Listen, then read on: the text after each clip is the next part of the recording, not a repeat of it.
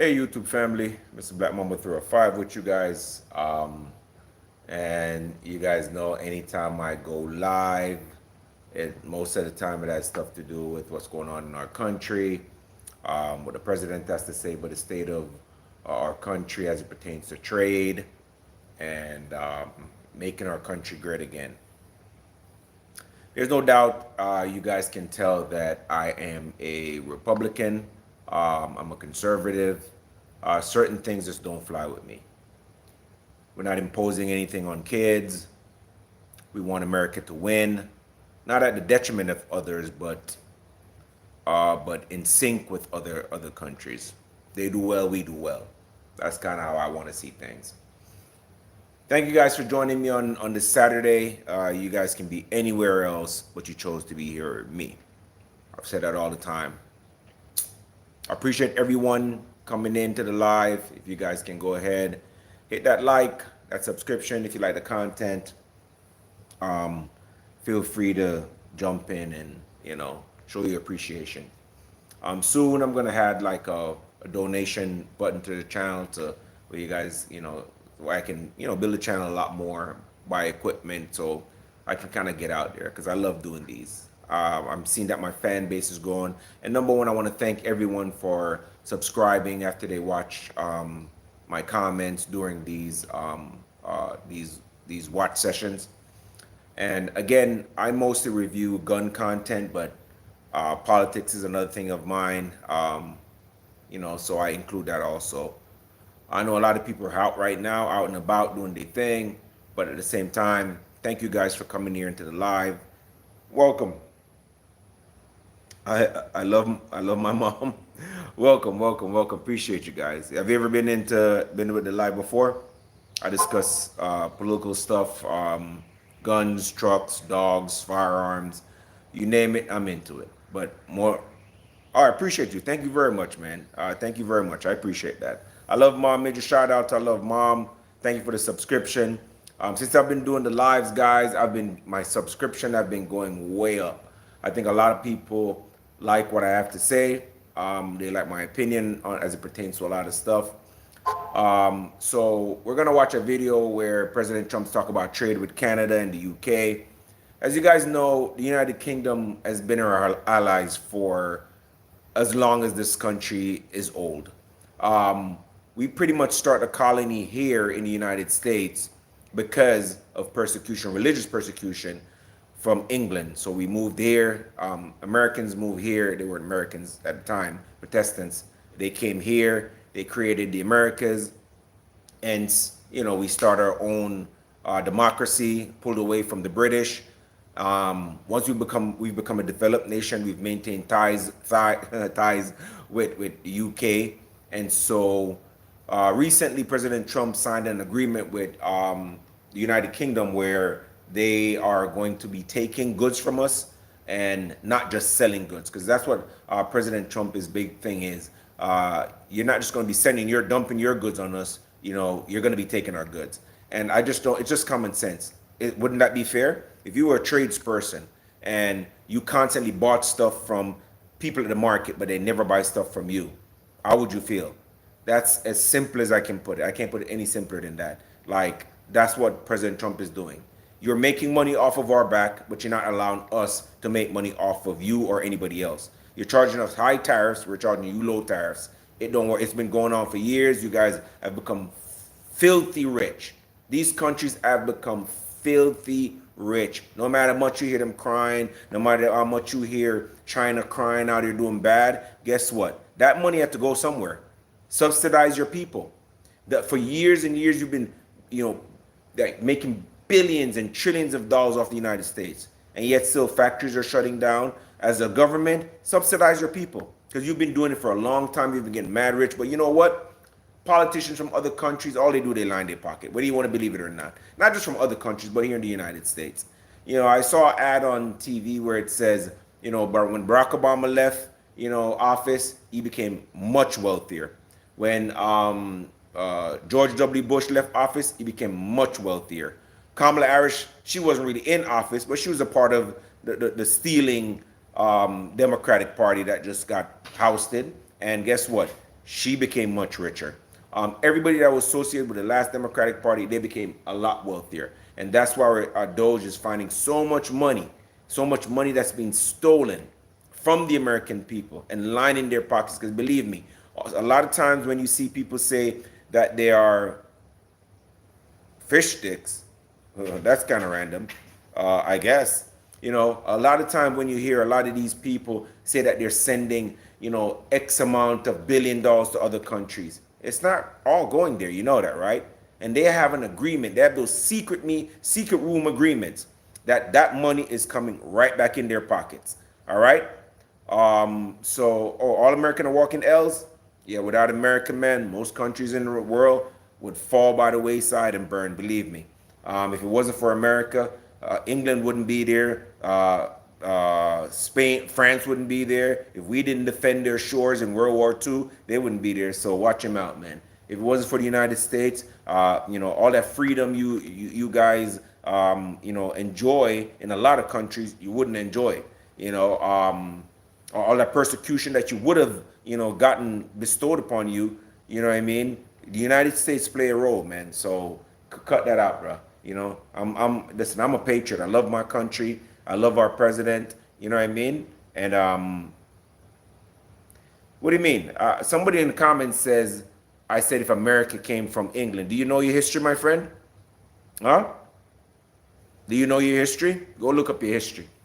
Yes, America came from England. Yeah, pretty much. Yes, there were Native Americans here, but what we know America as today is because of those that were prosecuted in England that came here to create colonies.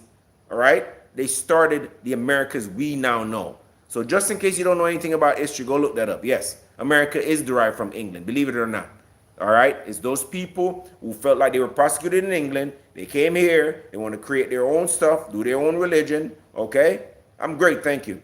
And they started the colonies, which is now what we know as the Americas. All right, so okay, my bad. I guess I misinterpret that. But anyways, you know, so my point was Donald Trump is, you know, discussing trade with the UK. So I'm not surprised to see that, you know, President Trump is you know, having discussions with the United Kingdom. Like he said, a lot of other countries have been you know, just, you know, surviving off of the United States and getting rich. Saudi Arabia. You know, you look how beautiful. You go to Saudi Arabia, you see those high skyscrapers in the desert. Where do you think a lot of that money came from? Huh? Majority of that money, where do you think it comes from? You know, all those Lamborghinis as police cars. Yeah, they sell oil to the rest of the world, but who you think is one of the major, you know, consumption of oil is? Huh? The United States. That's why the president wants to be self-sufficient and provide and create our own oil reserves. You know, why would you want to make another country super rich? I don't know if any of you guys have been to Saudi Arabia, man, but you go to the airport, it's luxurious. You drive out the skyscrapers, the skyline, and we are the richest country in the world. How so? How is it that the richest country in the world look like a third world country compared to other first world countries? That don't make any sense to me. So I can see why the president is saying, listen, man, you're not going to sit around and get rich off our backs. It's going to be a mutual effort. And I don't see what the problem is. I don't see why I don't see why Democrats have a problem when America is supposed to win. I never understood that. I never understood how politicians would want to put other people's countries in front of us, other countries in front of us. And then when we speak out about the injustice that has been imposed upon the American people and the American economy, they get mad. When you say, hey, I'm not going to give foreigners who just walk in our country thousands of dollars every day, put them up when they're Americans that are here that are struggling. We're not going to do that. There's people that are saying, screw America, and they live in America. They enjoy the benefits and the freedom that America gives them. Some countries, you can't even speak out against the government. You speak out against the government, trust me, go live in Cuba. Go live in Russia. Go live in some of these, Ukraine before the war. Ukraine is one of the most corrupt countries. Listen, before the war, you guys probably don't know a lot about Ukraine, but Google, look it up. And anything I'm saying, guys, you guys can fact check it. Now, Ukraine was one of the most corrupted country in the world. Not asking you. This I know for a fact. You can fact check me right now as you're watching this video. Go look it.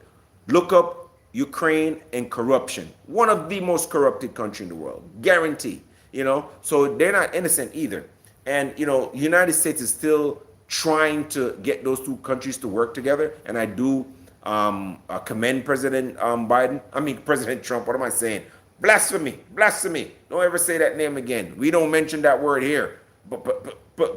No, we don't mention that word here. He was a loser. All right. So, it's not surprising to see that United States want to be on good terms, and UK and Canada also want to be on good terms with the United States. UK has been our allies in many wars, in many conflicts. They have contributed troops to any conflicts that we've pretty much had. They're always on our side in NATO. Wherever direction we go, we can pretty much almost guarantee their backing. So I'm not surprised that the United Kingdom would want to come in alignment with a lot of things that the United States are proposing in terms of trade and commerce and tariffs. And pretty much with Canada really don't provide much that the United States want. If it's crops, not really. There's not really much that Canada gives us. But to be honest with you, I know you guys heard, some kind of statement going around that, President Trump wanted to make Canada, I guess the 53rd state or whatever state it might be. They might as well. The United States give Canada billions of dollars a year for nothing. We support them militarily, we support them in so many ways, and the return for us is minuscule compared to what we give them. And if they were to get invaded, being our northern neighbors, guess who would have to put up the manpower and the armament and the force to defend them from if Russia was supposed to attack them? So I think it would be in their best interest to join the United States. You know what I mean? The United States is spending billions of dollars, contribute to the Canadian economy. They might as well be a part of the United States. I don't blame the president for wanting to incorporate them in our union. I don't see what's wrong with that. They've been bleeding us for no reason. We don't have to give them any money. If we decided not to give Canada the amount of money that we've given them over the years, man, I'm sorry. And again, like I said, after money that these people receive, it only goes to, the politicians and their wives and their mistresses in European countries, and it only goes to their pocket, because most of the people in these countries, they don't see any of that money. They rarely see it. Like, for instance, if I'm Jamaican, and if the United States say, okay, we're going to give Jamaica, 10 billion US a year, you think the people really see that? It's rare that the people see that. These politicians take that money and they pocket it. They buy more houses, more yachts, more cars, and flex on the people. It is rare that a politician would get certain contributions from another country, and the country can really see it. And I mean, you can really feel it in your household. Where they say, all right, we're gonna really lower price, we're gonna really lower gas, we're gonna really create programs so the people that vote for us, that vote us in office, can really see the benefits of those donations. Not a lot of that really happened, and that's just reality. That's common sense. Politicians are criminal on both sides of the aisle, Democrats and Republican. They've all been stealing money and lining their pockets. I mean, Doge has opened up so much fraud, money being given to this party. As soon as you start to check them, officials are retiring, they're quitting their job. For me, like, I want to know when President Trump is going to start going after these criminals, after these people who've been stealing out of the trough. I mean, that's treason to me, that you steal federal funds. You try to steal something from federal government and see what's going to happen. Try not to pay your tax for 2 years and see where you're going to end up. Okay? Go ask Wesley Snipes. So what's the difference? These people are still stealing millions of dollars.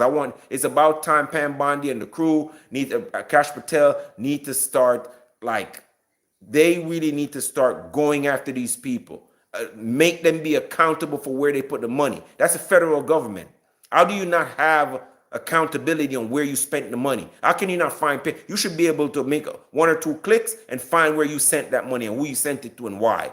All right. I'm not a federal employee, but I know where I spent my money because I go to the bank. I can go on my Bank of America app and I can go and I see every penny that I spent from my bank account. You can see where it came in and you can see where it goes, besides a little bit of money that I might have in cash. But besides that, every paycheck that I've earned from any job that I work, I can go to Bank of America and say, hey, I need for the last 3 years of all transactions that I make. They'll send me an email. So why can't federal officials do the same? It's not that complicated, man. These people are criminals, man. They steal money and off the back of the American people. And when Donald Trump is coming in and saying, hey, that is over. Listen, I vote for the Republican Party. I voted for Donald Trump. And if he caught one person stealing, if he stopped, the whole LGBT, the whole woke movement, if he stopped men from playing in women's sport, right? If he stopped, all the things that, put more security on the border. I don't care if I make a dime of it. That's how much of a patriot I am. I don't care. If everybody else in this country was to benefit from something Donald Trump did, and I didn't benefit, I would be 1000% happy because I love this country. I love the American people. I love the freedom that this country has given us. I'm from Jamaica and I live here. Yes, I'm an immigrant, but I came here the right way, went through the system, did it properly. I didn't jump no borders. All right. I went to the University of Miami and, I did what I was supposed to do. Right. So I think I lost my train of thought for a second. But anyways, guys, without further ado, I'm not gonna keep rambling on. But guys, before I play the video so we can watch it, guys, feel free to like the video. If you like most of what I'm saying, guys, I'd really appreciate the like, a subscription. And like as I watch these videos, guys, I like to watch these stuff. I like to see what my president is doing. I like to see what my officials are doing. I like to know what my officials are doing. And so with that said, we're just gonna hear our president talk about trade relations with the UK and Canada. And then from there, every now and then I'll interject. I mean, I don't really want to like interrupt the stream, but every now and then I'll interject if I hear something that's kind of crazy. And with that said, guys, thank you guys for joining the stream. And here we go. And guys, I promise you, man, I am gonna get the camera system situated. I'm in school full time now for nursing, so that's not really my main focus. But on my downtime, I like to see what's happening in government. But yeah, I'm gonna get the channel up and running so we can discuss whatever it is, politics, you name it, whatever goes around the world, local topics. If you guys are, you guys want to be a part of this journey. I know I'm a little infantile when it comes to the YouTube space. I've had a YouTube channel for a while now. I used to have about 32,000 subscribers. I used to review firearms, and then when I applied in law enforcement, I kind of prematurely shut down the channel. And to be honest with you, it didn't really make a difference. They didn't really care. I thought they would have cared, but they didn't. So I lost a lot of subscribers. And that was years ago. So I kind of just started up the channel again. And mostly, like I said, I do videos pertaining to firearms, my interests, trucks, dogs, bikes, motorcycles. I love all that stuff. But I've been finding myself, just delving more into politics. I have a master's in criminal justice and political science, so a lot of stuff I'm saying, I'm just not just pulling it out of my ass. You guys can feel free to fact check me any point in time, anything I say. I don't mind being corrected one bit at all. I just want to, stimulate conversation and, and discussion. And with that said, guys, let's hear what our president has to say. Good draft a short while ago. You have a very good quarterback, great quarterback, I think. And great. Any questions, please, at the stadium or any of it? Yeah, please. Yes. Thank you very much. Thank you so much. About the draft, and I would like to. And what a breath of fresh air is when we have a president that actually speak to the press and speak to the American people. And that's one thing I'm telling you I appreciate with President Trump. He tries to be as transparent as possible. We know that a lot of things he can't speak openly about, but he tries. One thing you can't say about Donald Trump, we had this Haitian lady, Pierre, whoever, coming up here lying in our face all day long, 24/7, was spewing her foolishness, her old woke self with her girlfriend, you know. And I'm glad that President Trump has men in office and not this woke agenda that the devil's been pushing. And you know, I welcome. It's a breath of fresh air. An event that it was already mentioned here. Shout out to the Pittsburgh Pro for all the bodybuilders. The passion here is football for the World Cup next year. How do you envision? Let's check out the sister on the right, because don't forget that he's a racist, right? Very hard to get the World Cup. It was, in fact, I think I have the trophy right here, right behind you. Don't have a picture taken with Roger and that trophy, by the way. But no, they brought it in. Johnny, who's a good guy, but he brought that in. That's the actual trophy. It's interesting that you asked that. And it's made at Tiffany's, and they're leaving it here until just before the actual World Cup. Then it goes to the champion. But that's very exciting. We have the Olympics. So we have both. I worked very hard in getting both. And World Cup and the Olympics. My man brought it to the United A States. strange thing happened. That's millions of dollars in revenue. President, not for the term that I was supposed I think to it's be. happening in California. Became president, where we have the Olympics and the World Cup, and we have something that maybe surpasses everything, the 250th anniversary of our country. So that's going to be Absolutely. a very big event, a year long. Yeah, yeah. So thank you for question. Very nice question. Yeah, please. So you've often said you want US to be bigger, better, and stronger. Yep. Currently, Russia is the biggest country in the world by landmass, followed by Canada and then China. So when you say that you want to annex Canada, is it so that it would be the biggest country in the No, I world? never even do it that way, although I am a real estate developer. And I've never heard that question. Yeah, please, go ahead. Will you have to hire more security and police in order to accommodate the 1 million people coming in for the NFL draft? I think that there'll be something, and I know Roger will work it out, Josh, and all of us will work it out. It's such an honor to have that. I think it'll be great for everybody, great for our country. It'll be something very special. There's no scene like it. There's no site like it. My whole life was based on sites, locations, and as soon as I looked at that rendering, it's going to be beautiful. It's going to really be beautiful. You know, interestingly, I didn't know exactly where it sat relative to the Capitol, but the stadium, to go back, is right behind the Capitol, miles behind, but nevertheless visually right behind it. So it's going to be an architect's dream, whoever the architect is chosen, and the owner. It's going to be something special. I think it's going to be great for the area. It's going to be, it will be top of the line. I know these people very well, and they only know about top of the line. And I would say that more will be put into this stadium than would be put into a identical stadium of a similar size. I think they're going to do a special, because of the importance of the location.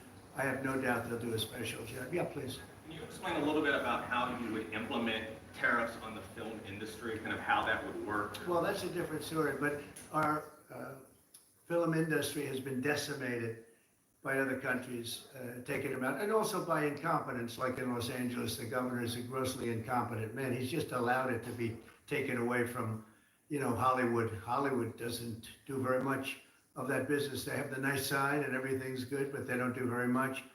A lot of it's been taken to other countries, and a big proportion. And I'm actually going to meet with some, because, you know, there's some advantages, I guess, and I'm not looking to hurt the industry. I want to help the industry. But they're given financing by other countries. They've given a lot of Hollywood things. actors are starving now. They're getting broke as The hell. industry was decimated. If you look at how little is done in this country now, you know, you think we were the ones. We used to do 100, not long ago, 100%. Now we do almost like very little. It's shocking. Are you in that business too? Because he's in so many businesses. You could explain it, but it's not a good situation. So we're going to meet with the industry. I want to make sure they're happy with it, because we're all about jobs. That's all what you know, it's very important. It's a big industry, but it's an industry now that's, it's really left, it's abandoned the USA where it started. And we'll get it back. Yeah, please. Thanks, Mr. President. First, I just want to thank you for letting us in here. I'm with Zero Hedge, and the last administration Oh, banned yeah. us on social media, so we're really grateful to be in the White House. And this is not exactly sports related, but I've been dying to ask you this question for a long time, which is that 2.5 years ago, the Nord Stream pipeline blew up. Yeah. And despite what people like John Brennan and all the hawks said, you were one person who said Russia probably did not blow up its own pipeline. If you can believe, they said Russia blew it up, yeah. And so I'm wondering now that you're president, if you would consider launching a formal investigation into what happened there and who actually did blow it up. Well, probably if I asked certain people, I'd be able to tell you without having to waste a lot of money on an investigation. But I think a lot of people know who blew it up. But I was the one that blew it up originally because I wouldn't let it be built. And then when Biden got in, he allowed it to be built. And it's very interesting. But I think Russia, with the price of oil right now, oil's gone down. I think we're in a good position to settle. They want to settle. Ukraine wants to settle. If I weren't president, nobody would be settling. They're losing 5,000 people a day. Think of it. Here we talk about football. They're losing 5,000 people on average a week. Mostly Russian soldiers and Ukrainian soldiers. 5,000 a week, not including people that are, killed as missiles go into areas that they shouldn't be. It's a very terrible thing, and I think we've come a long way, and it could be something will happen, but hopefully it will. As you know, President Putin just announced a 3-day ceasefire, which doesn't sound like much, but it's a lot if you knew where we started from, because they were not. We had a president that for 3 years didn't speak to Putin, and it all shouldn't have happened. This is a war that should have never happened. And you're going to be very disappointed when you find out the real number of people that were killed. It's far greater, many times greater, I believe, but far greater than the numbers that you're putting out. It's a very, very deadly, horrible war. Okay? Yes, ma'am. Thank you, Mr. President. Some Catholics were not so happy about the image of you looking like the Pope. Oh, I see. You mean they can't take a joke? You don't mean the Catholics, you mean the fake news media. Not the Catholics loved it. I had nothing to do with it. Somebody made up a picture of me dressed like the Pope, and they put it out on the internet. That's not me that did it. I have no idea where it came from. Maybe it was AI, but I know nothing about it. I just saw it last evening. Actually, my wife thought it was cute. She said, "Isn't that nice?" My question about it. Actually, I would not be able to be married, though. That would be a lot. I'd have to the best of my knowledge, popes aren't big on getting married, are they?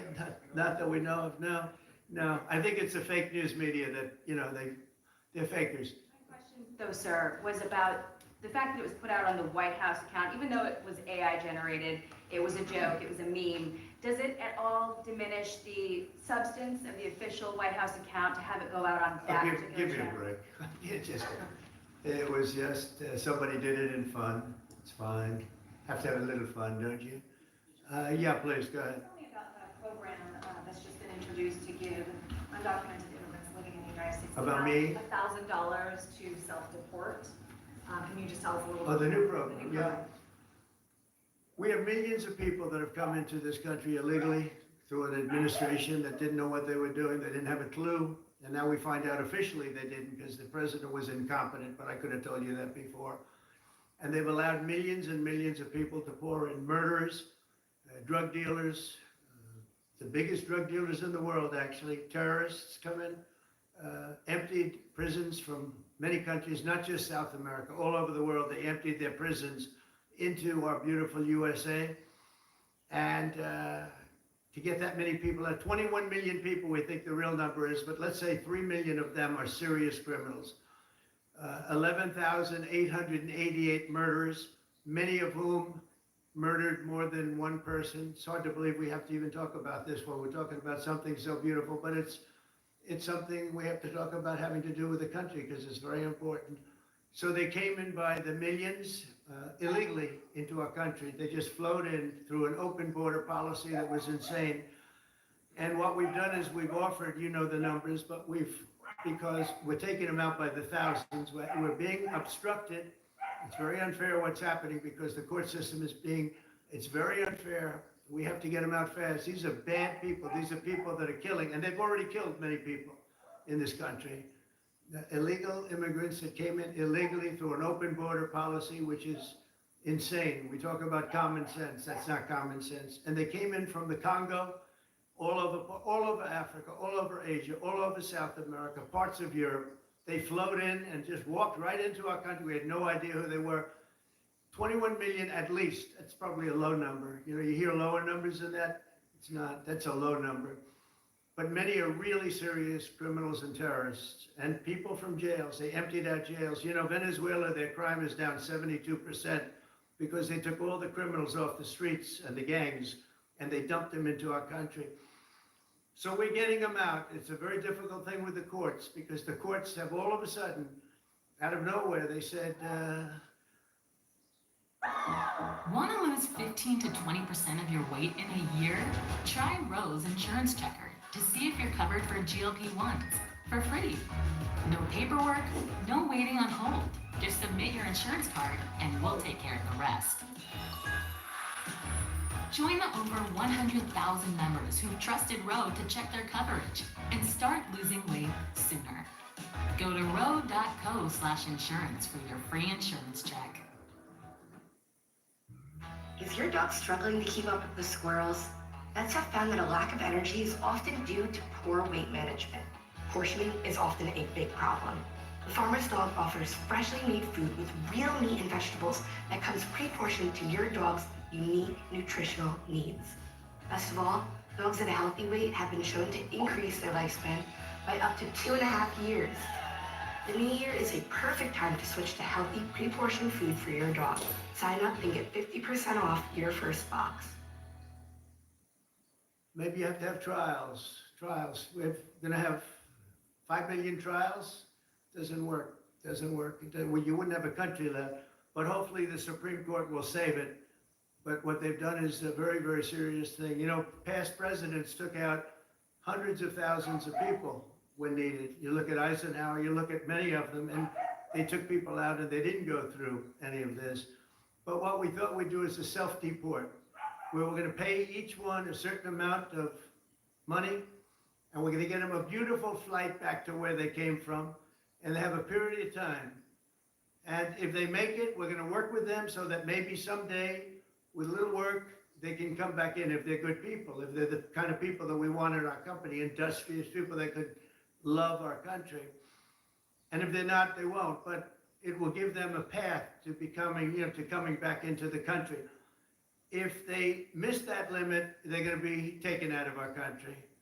And they will never get a path to come back in. And it'll be a much tougher process. And it's called self-deportation. And by doing that, you're talking about so many millions of people. By doing that, by the way, we've taken out thousands of terrorists, drug lords. What we've done is amazing. And I'm sure Tom Homan and Christine Ohm have done an incredible job. They really have done an incredible job, but it's a hard job.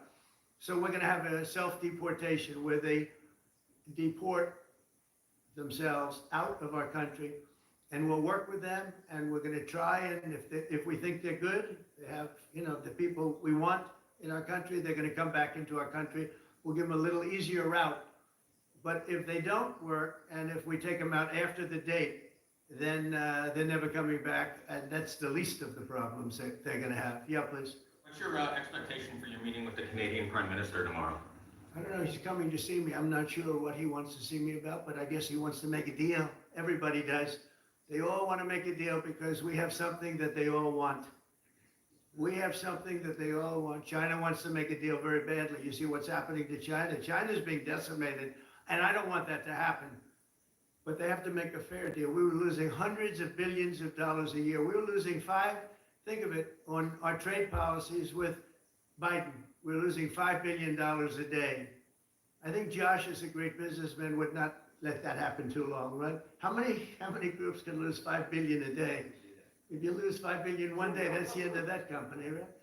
You're fired. He says, you're fired, get out of here. So we essentially did that, and we have it down to a very low number. We're doing really well, really well. Yeah. How did you decide to reopen Alcatraz? Can you walk us through that decision?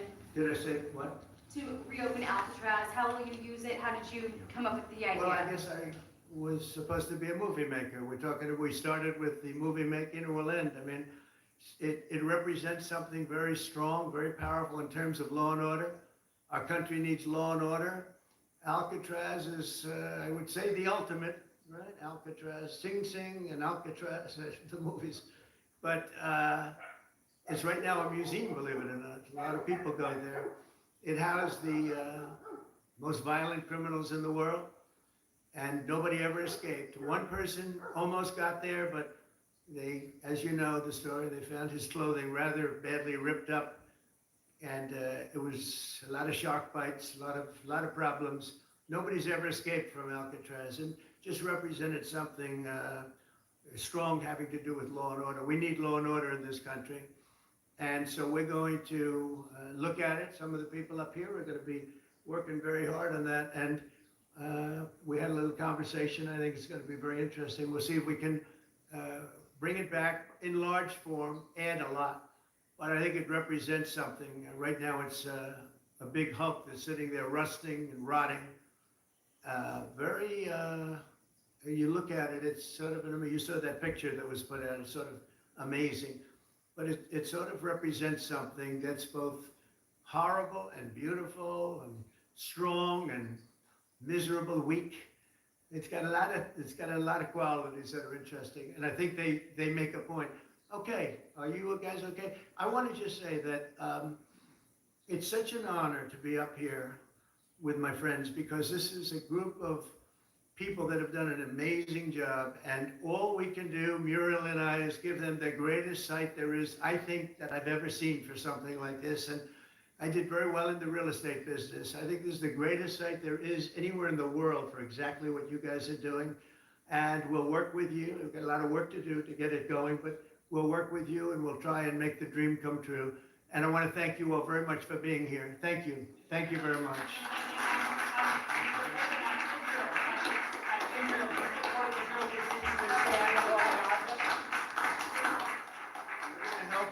We're going to help the people of Gaza get some food. People are starving, and we're going to help them get some food. A lot of people are making it very, very bad. If you look, Hamas is making it impossible because they're taking everything that's brought in. But we're going to help the people of Gaza because they're being treated very badly by Hamas. Thank you very much. Thank you, Mark.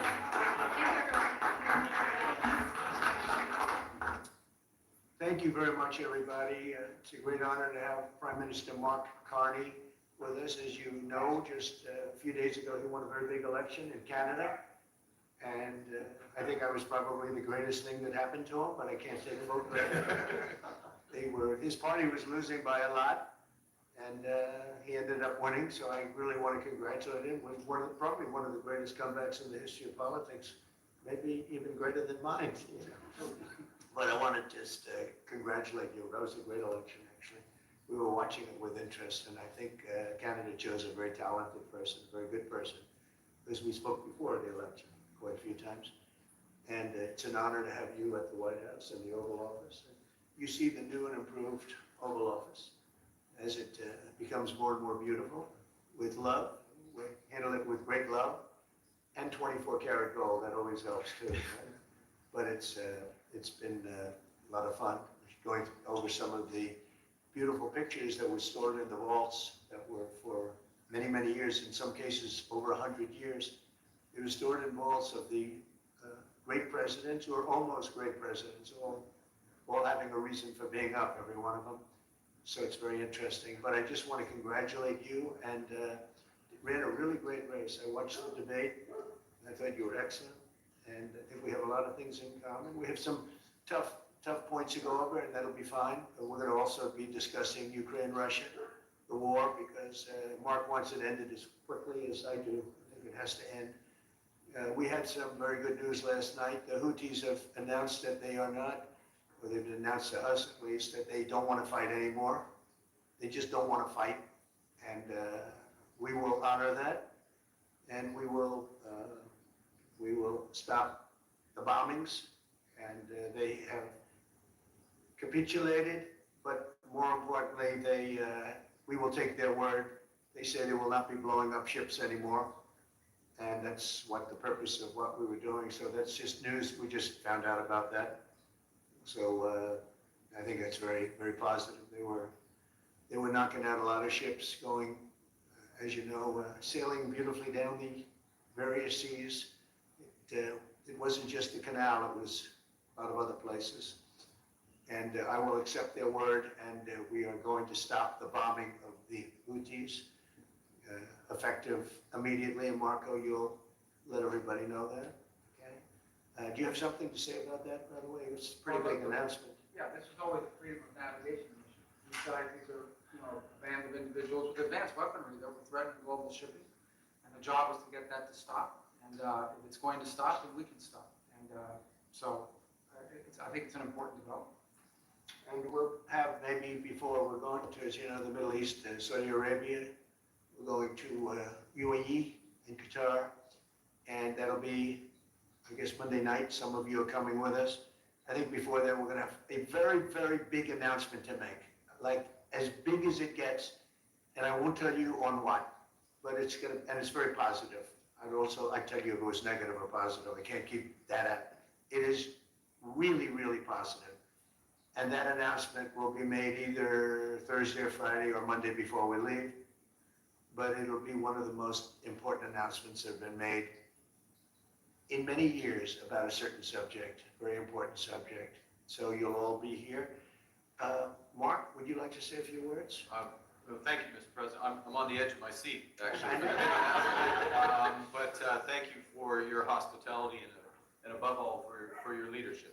You're a transformational president, focused on the economy with a relentless focus on the American worker, securing your borders, ending the scourge of fentanyl and other opioids, and securing the world. And I've been elected with my colleagues here, with the help of my colleagues here. I'm going to spread the credit to transform Canada with a similar focus on the economy, securing our borders. Again, on fentanyl, much greater focus on defense and security, securing the Arctic and developing the Arctic. And the history of Canada and the U.S. is we're stronger when we work together, and there's many opportunities to work together. And I look forward to, addressing some of those issues that we have, but also finding those areas of mutual cooperation so we can move forward. Very nice. Thank you very much. It's a very nice statement.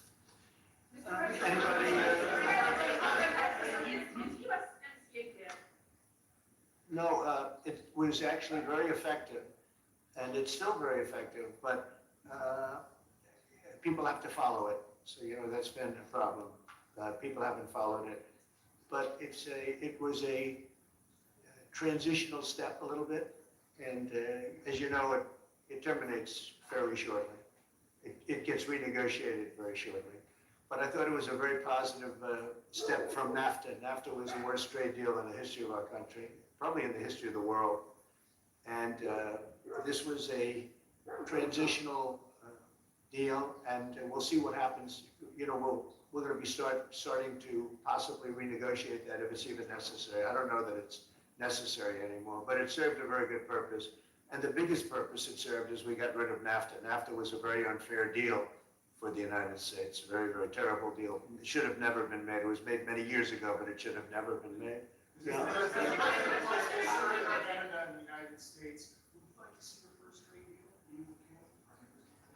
I would love that. Look, I have a lot of respect for this man, and I watched him come up in a sense through the ranks when he wasn't given much of a chance, and he ran a really great campaign. He did a really great debate. I think that debate was very helpful. I was going to raise my hand. I don't know if that's good or bad. I shouldn't say that. That might hurt you. But no, he ran a really great election, I thought. And yeah, something could happen. Something could happen. Yeah, please. Concession? Yes. Friendship. No, we're going to be friends with Canada. Regardless of anything, we're going to be friends with Canada. Canada is a very special place to me. I know so many people that live in Canada. My parents had relatives that lived in Canada, my mother in particular. And no, I love Canada. I have a lot of respect for the Canadians. Wayne Gretzky, I mean, how good, the great one. You happen to have a very, very good hockey player right here on the Capitals, who I have a lot of, he is a big, tough cookie too, just broke the record. And he's a great guy, and you know, we had the team here, and I got to know a lot of the players. But now Canada is a very special place. Yeah, please. Mr. President, Mr. President, sir, I'd like to get your response to this too. Mr. President, you have said that Canada should become the 51st state. No. Well, I still believe that, but you know, it takes two to tango, right? But no, I do, and I believe it would be a massive tax cut for the Canadian citizens. You get free military, you get tremendous medical cares and other things. There would be a lot of advantages, but it would be a massive tax cut, and it's also a beautiful. You know, as a real estate developer, you know, I'm a real estate developer at heart. When you get rid of that artificially drawn line, somebody drew that line many years ago with like a ruler, just a straight line right across the top of the country. When you look at that beautiful formation when it's together, I'm a very artistic person, but when I looked at that beauty, I said, that's the way it was meant to be. But, you know, I do feel it's much better for Canada, but we're not going to be discussing that unless somebody wants to discuss it. I think that there are tremendous benefits to the Canadian citizens, tremendously lower taxes, free military, which honestly we give you essentially anyway, because we're protecting Canada if you ever had a problem. But I think it would really be a wonderful marriage, because it's two places that get along very well. They like each other a lot. Well, if I may, as you know from real estate, there are some places that are never for sale. That's true. We're sitting in one right now, you know, Buckingham Palace, you visited as well. That's true. And having met with the owners of Canada over the course of the campaign last several months, it's not for sale, won't be for sale ever. But the opportunity is in the partnership and what we can build together. We have done that in the past, and part of that, as the president just said, is with respect to our own security. And my government is committed for a step change in our investment in Canadian security and our partnership. And I'll say this as well, that the president has revitalized international security, revitalized NATO, and us playing our full weight in NATO, and that will be part of it. And they have, I must say, Canada is stepping up the military participation, because Mark knew, you know, they were low, and now they're stepping it up, and that's a very important thing. But never say never. Never say never.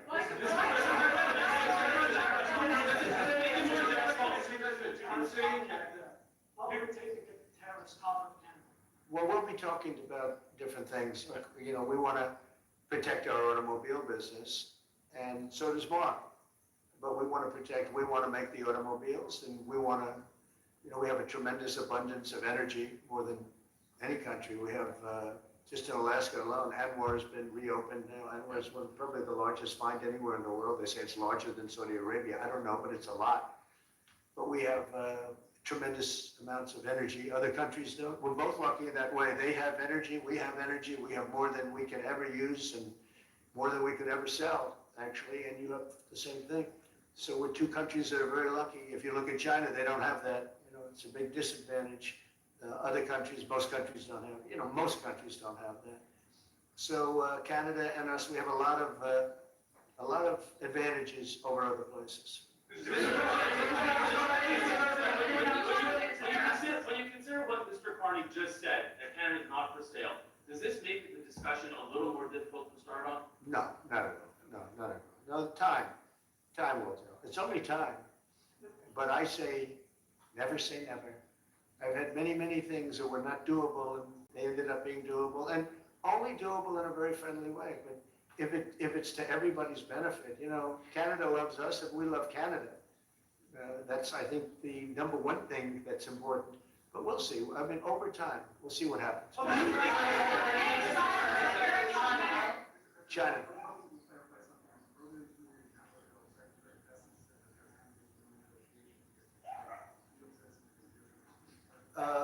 They want to meet, and they're doing no business right now, and those ships are turning around in the Pacific Ocean.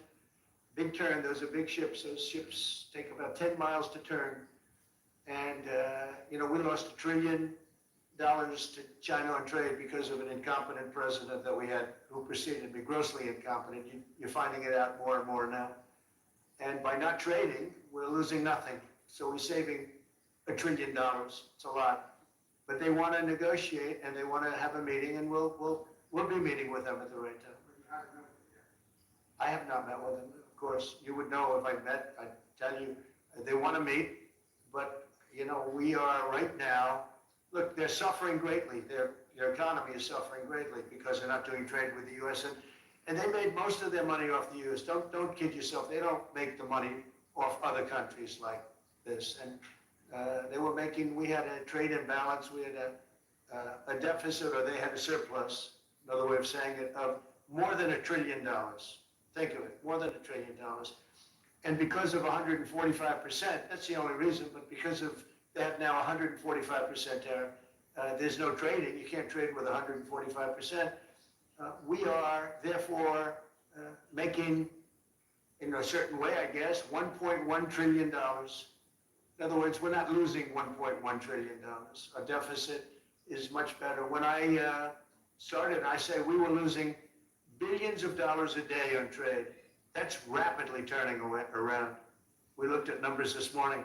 So we were losing, the United States during Biden was losing more than, I won't even give you numbers because they're so embarrassing, but billions of dollars a day on trade. Those numbers are rapidly turning between the tariffs. Don't forget, we're now getting 25% on cars, 25% on aluminum, 25% on steel, and maybe more importantly, massive numbers of companies are moving into the United States. Honda, we have the car companies are moving in at levels we've never seen before. The biggest investment ever made in the United States is being made right now. Trillions of dollars. I would say we could be at $9 trillion. You could go back to other presidents. They haven't had $1 trillion for their entire term. Look at Biden. He had bad numbers. People were leaving. They weren't coming in. They were leaving with Biden, and he didn't know the difference. The only thing he knew is people coming in. You know who they were? Illegal immigrants, okay, from prisons, from mental institutions, from all sorts of places that weren't good, from gangs, from Venezuela. They were coming in and they were criminals and murderers, 11,888 people that murdered, and at least half of them murdered more than one person. This is what Biden led into our country. I'm bringing in big companies. We have Apple is investing $500 billion. We have Jensen, as you know, is going to be 500 biggest chip maker, or chip thinker, I call him. He's really a thinker more than a maker. But we also have the maker, Mr. Wei. I get to know them all in the last, it was a cram course, but they're all moving into America because of the tariffs. And I don't think people have appreciated it. Some people do, some of the smart people do. So we have more money coming in. It's really an amazing thing. We have more money being invested in the United States now than at any time ever before in our history, and it's not even close. And I think the real number could be 9 or 10 trillion. We don't know everybody that's doing it. We have many. I just heard about a plant that's being built right now, a very, very top of the line company, and they didn't come to the White House. They're just doing it because they're making it, because if they build here, there are no tariffs. And this is the big market. This is the market. That sets us apart from it. This is the market where everyone wants to be. Now, if I didn't come here and do this, all of a sudden we wouldn't be the market where everyone wants to be. So we're able to do it in time. But we're going to have a great announcement, and I'm not necessarily saying it's on trade. Going to the beginning, we're going to have a great announcement over the next few days, an announcement that will be so incredible, so positive. And I'm not saying, I don't want you to think it's necessarily on trade. Just to finish, we also have a situation, because everyone says, when are you going to sign deals? We don't have to sign deals. We could sign 25 deals right now, Howard, if we wanted. We don't have to sign deals. They have to sign deals with us. They want a piece of our market. We don't want a piece of their market. We don't care about their market. They want a piece of our market. So we can just sit down, and I'll do this at some point over the next 2 weeks, and I'll sit with Howard and Scott and with our great vice president who has done a really good job. We have some good news to report on a lot of fronts. But JD will be there and Marco, and we're going to sit down and we're going to put very fair numbers down. And we're going to say, here's what this country, what we want, and congratulations, we have a deal. And they'll either say, great, and they'll start shopping, or they'll say, not good, we're not going to do it. I said, that's okay, you don't have to shop. Now, we may think, well, they have a right, that maybe we were a little bit wrong, so we'll adjust it. And then you people will say, oh, it's so chaotic. No, we're flexible. But we'll sit down and we'll, at some point, in some cases, we'll sign some deals. It's much less important than what I'm talking about. For the most part, we're just going to put down a number and say, this is what you're going to pay to shop. And it's going to be a very fair number. It'll be a low number. We're not looking to hurt countries. We want to help countries. We want to be friendly with countries. But you keep writing about deals. When are we going to sign? It's very simple. We're going to say, in some cases, we want you to open up your country. In some cases, we want you to drop your tariffs. I mean, India, as an example, has one of the highest tariffs in the world.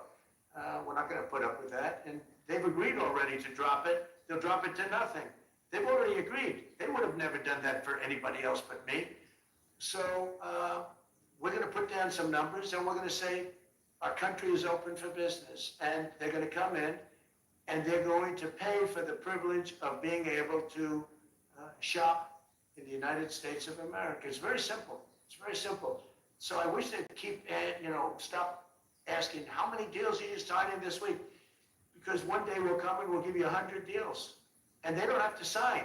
All they have to do is say, oh, we'll start sending our ships right now to pick up whatever we want or to bring whatever we want. It's very, very simple.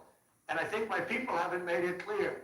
We will sign some deals, but much bigger than that is we're going to put down the price that people are going to have to pay to shop in the United States. Think of us as a super luxury store, a store that has the goods. You're going to come and you're going to pay a price, and we're going to give you a very good price. We're going to make very good deals, and in some cases we'll adjust. But that's where it is. And we've been ripped off by everybody for 50 years, and we're just not going to do that anymore. We can't do that. And we can't let any country do that to us. We're just not going to do it anymore. Can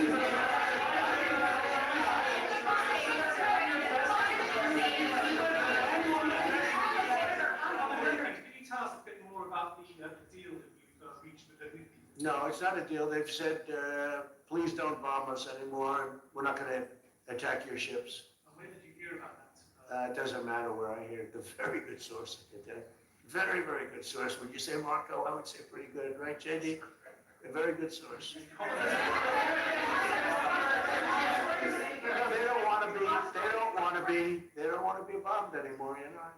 I sort of thought that would happen. No, they're behind you. From what pact? No, it's fine. It's there. It's good. We use it for certain things. It's there. We have the USMCA is a good deal for everybody. I won't say this about Mark, but I didn't like his predecessor. I didn't like a person that worked for. She was terrible, actually. She was a terrible person. And she really hurt that deal very badly because she tried to take advantage of the deal and she didn't get away with it. You know what I'm talking about. But so, you know, we had a bad relationship having to do with the fact that we disagreed with the way they viewed the deal, and we ended it. You know, we ended that relationship pretty much. The USMCA is great for all countries. It's good for all countries. We do have a negotiation coming up over the next year or so to adjust it or terminate it. Mr. President, I'll say a word on USMCA if I may, Mr. President. It is a basis for a broader negotiation. Some things about it are going to have to change. And part of the way you conducted these tariffs has taken advantage of existing aspects of USMCA. So it's going to have to change. There's other elements that are come, and that's part of what we're going to discuss. During the campaign, Prime Minister Carney talked about the American return. How do you react if Canada decided not to shop in the American store as much as before and decided to partner with other countries? Well, we don't do much business with Canada from our standpoint. They do a lot of business with us. We're at like 4%. And usually those things don't last very long. You know, we have great things, great product, the kind of product we sell, nobody else can sell, including military. Look, we make the best military equipment in the world, and Canada buys our military equipment, which we appreciate, but we make the best military equipment in the world by far. The missiles, the submarines, everything. Everything we have is really top notch. I rebuilt our military during our last term. Stupidly, we gave some away to Afghanistan, which shouldn't have happened. But that was, I think it was the most embarrassing moment in the history of our country. It was just very incompetent people. But if you look, the man that's now the head of our Joint Chiefs, he led the attack on ISIS for me. That's why he's the head of the Joint Chiefs. And Raisin Kane, he was unbelievable. And as you know, we defeated ISIS in 3 weeks. It was supposed to take 5 years. We did it in 3 weeks. And he ran the campaign. I said, I like him. But I knew him before. I went to Iraq, and we agreed to a plan, and that was the plan. And as you know, we did it in record time. So we have, you know, we have the best equipment in the world. We have the best, a lot of things. And but Canada does a lot more business with us than we do with Canada. Yeah. Mr. President, your investments, Mr. President, when do you think the investments that you've announced $1 trillion will finally hit economic data this year? When you're saying about the tariffs? No, about the investments that you've announced. Oh, it's hitting right now. Look, they're already starting AI plans. These are not people that look for financing. That's a good thing. You know, in real estate, you get a site, then you have to look for financing, you have to get your zoning, you know, 5 years later you start building, you get a bank, then the bank's no good. And these people have massive amounts of cash. The CHIPS Act was a ridiculous thing because that doesn't get them to build. All we did is hand very wealthy companies money. The CHIPS Act that was done by Biden. Billions, we give them billions of dollars. They don't even have to do anything with it. And then if you weren't, if you didn't have, and I don't want to be a wise guy, but if you didn't go with the DEI, if you didn't go with all of the different things woke, if you weren't woke, you couldn't even use the money. You had to have a certain percentage of this and that and that and that. It's impossible to have. The people, the companies actually complained to me. They said they gave me all this money, but nobody can get these people to do anything. I mean, look, President Obama, and if he wanted help, I'd give him help because I'm a really good builder and I build on time, on budget. He's building his library in Chicago. It's a disaster. And he said something to the effect, I only want DEI, I only want woke. He wants woke people to build it. Well, he got woke people and they have massive cost overruns. The job is stopped. I don't know, it's a disaster. And I don't like that happening because I think it's bad for the presidency that a thing like that should happen. He's got a library that's a disaster. And he wanted to be very politically correct, and he didn't use good, hard, tough, mean construction workers that I love, Marco. I love those construction workers. But he didn't want construction workers. He wanted people that like never did it before. And he's got a disaster in his hands. Like millions of dollars, really many millions of dollars over budget. And I would love to help him with it, or somebody else. I could recommend professionals, but it was not built in a professional manner. By the way, nor was in California a little train going from San Francisco to Los Angeles that's being run by Gavin Newsom, the governor of California. Did you ever hear of Gavin Newsom? He has got, that train is the worst cost overrun I've ever seen. It's like totally out of control. So then they said, all right, we won't go into San Francisco. We'll stop 25 miles short. And we won't go into Los Angeles. We'll stop 25 miles short. It's hundreds of billions of dollars for this stupid project that should have never been built. And then they realized that it would have been a lot less costly if we just gave limousine service back and forth and gave it free. They would have saved hundreds of billions of dollars. They have airplanes that go there for one hundredth the cost, and they have cars. They have a thing called the highway that goes back and forth. It's not fully utilized. And they got involved with this project. And Gavin, you know, I always liked Gavin. I had a good relationship with him. I just got him a lot of water. You know, I sent in people to open up that water because he refused to do it. And we just got him a lot of water. If they would have had that water, and if they would have done what I said to do, they wouldn't have had the fires in Los Angeles. Those fires would have been put out very quickly. But if you think about it, and you got to take a look at this, but it's the worst cost overrun I've ever seen. I've watched a lot of stupid people build a lot of stupid things, but that's the worst cost overrun I've ever seen. What's happening between San Francisco and Los Angeles. And you ought to ask about that because this government is not going to pay. I told our very great new Secretary of Transportation, he's doing a good job, Sean Duffy, I said, we're not going to pay for that thing. They are just, it's out of control. This is something that you don't have things like this. It's not even conceivable. Like 30 times over budget, 30 times. It's the craziest thing.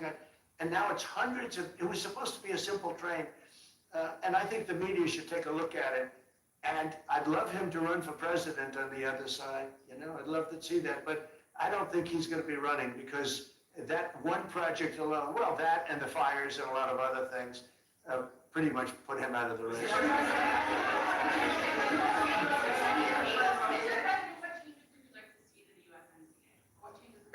We're going to work on some subtle changes, maybe. I don't even know if we're going to be dealing with USMCA. We're dealing more with concepts right now. Look, right now, we're doing trade. We have trade. They're paying a tariff on cars and steel and aluminum.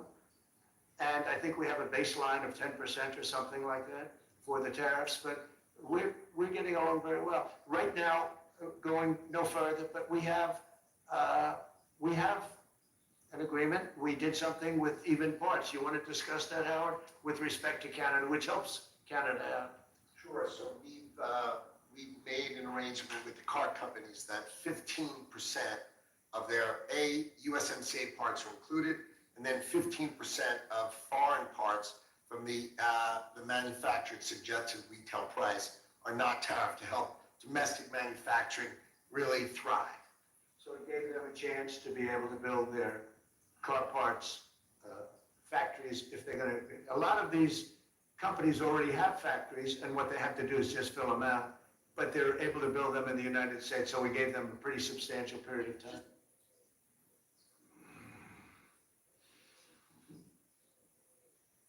Well, thank you very much, everybody. And I just presented Johnny with the charter, and the charter is a very big deal. I just signed it. And Johnny, I want to congratulate you and your sport in FIFA for the great success of what we're going to be doing together. Very special. Very small signature. That one got big. That means, I guess, I like the event even more so than usual. But I want to thank you all and welcome to the first meeting of the White House FIFA Task Force. I'm thrilled to be joined today by Vice President J.D. Vance. Thank you, J.D. FIFA President Gianni Infantino, FIFA Senior Advisor Carlos Cordero, and CEO of Fox Sports, Eric Shanks. Where's Eric? Where's Eric Shanks? Hello, Eric. You had a pretty good seat. I don't know. It's not bad. I'm looking for you at this table. You should be at this table. Hi, Eric. Along with members of my cabinet, Scott Bessent, Pam Bondi, Howard Lutnick, Sean Duffy, Christy Noem, Russ Sabot, Deputy Secretary Christopher Landau, Deputy Secretary Steve Feinberg.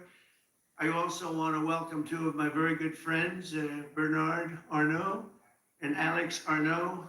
They own a little company around the world. One of their smaller companies is Tiffany. And Tiffany made the beautiful trophy, and I guess it's around here someplace, not this one, the other one, wherever it may be. There it is behind me. And it's really a work of art. But I want to just welcome Bernard and Alex. Where are you? Where are you? Okay, good. They have no lack of cash. I know that. They're great, and they're great people. We've been friends for a long time. Thank you very much for being here. It's a great honor to have you both. We're also joined by Senators Shelley Moore Capito and Todd Young. Where are they? Where are they? Hi, Shelley. How are you? Hi, Todd. How you doing? You're getting younger looking, Todd. I'll tell you. It's pretty young to start off with, right? Oh, you too. She said, what about me? What are you two? Even more so, Todd, right? That's very cute. Representatives David LaHood and Brian Stile, thank you very much. Thank you very much, fellas. Thank you. Good. FBI Director Kash Patel is doing a fantastic job. Thank you very much, Kash. Appreciate it. And our Executive Director, Andrew Giuliani, just got the post, and he's going to be great. I know him for a long time. He's a highly competitive golfer, which, I mean, really good. And he's also a highly competitive person, and he loves what we're doing. So I want to congratulate you and your family and your father, your great father, who's the greatest mayor in the history of New York. So I want to congratulate the family. It's a big post. You better do well, Andrew. Tell him, is my golf game okay too? I'll say, you know what to say, see? Well, he's a smart person. That's why I appointed him. Together, this group will help plan the biggest, safest, and most extraordinary soccer tournament in history, and that's what it's going to be, Johnny. In my first term, I negotiated the return of the World Cup to America, and now in my second term, I'll have the honor of hosting the World Cup for the first time of any president in more than 30 years. And remember, we also have a few other events. I must tell you that we have the 2028 Olympic Games. We have the 250-year celebration of America. That's a big one. I don't know, maybe that's the biggest. I don't know. That could be the biggest. But that's going to be unbelievable. It's going to be essentially, Todd, that's going to be a year-long celebration. We have the G20, and that'll be in December of 26.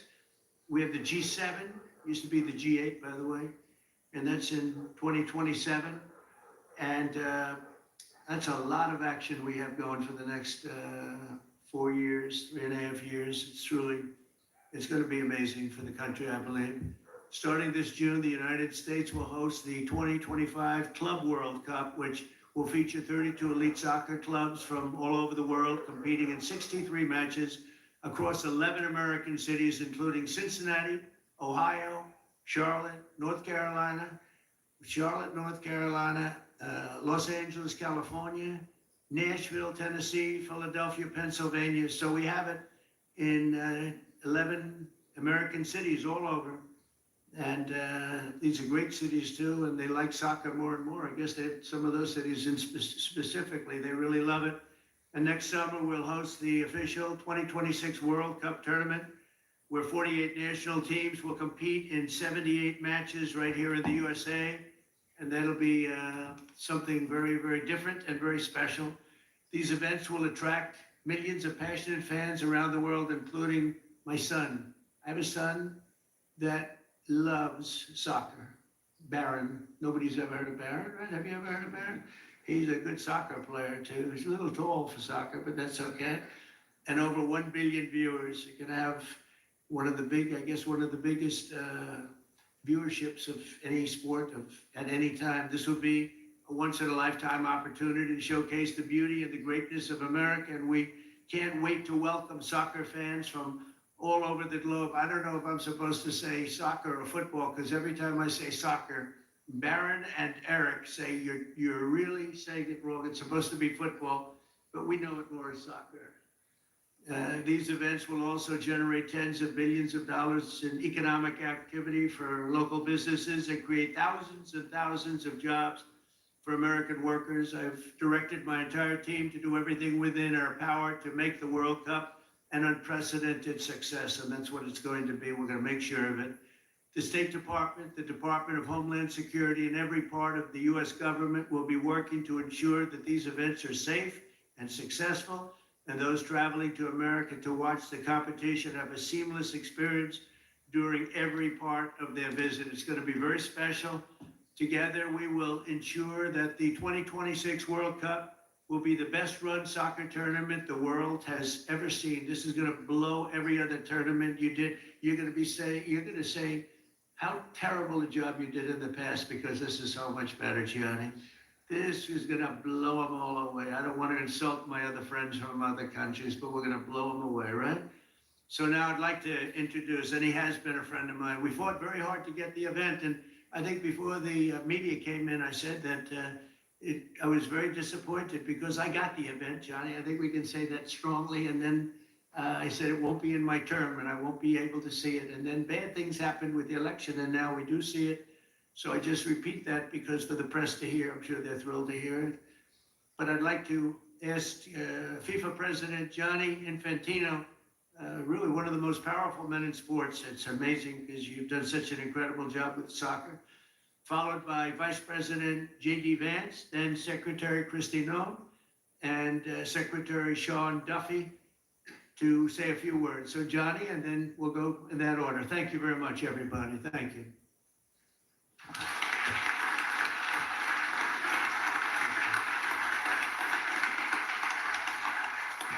Well, thank you very much, Mr.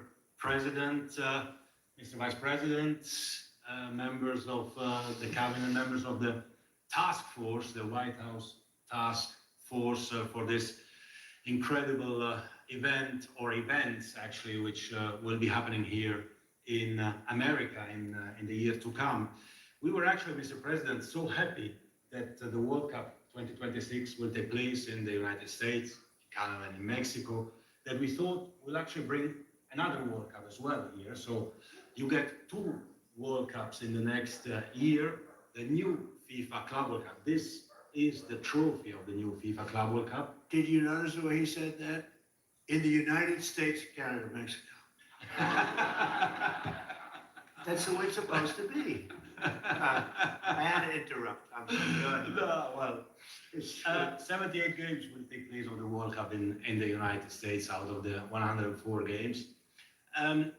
But the Club World Cup this year is a new competition, will take place in the United States, in 11 cities of the United States. It's new, it will make history in 250 years when they will celebrate the 250 years anniversary of the FIFA Club World Cup. Well, they will speak about this meeting, they will speak about the United States of America, because it is a big event. The 32 best club teams in the world, with players from over 90 different countries, will come here for the first time in history to compete, and we'll see who is the real world champion in club football.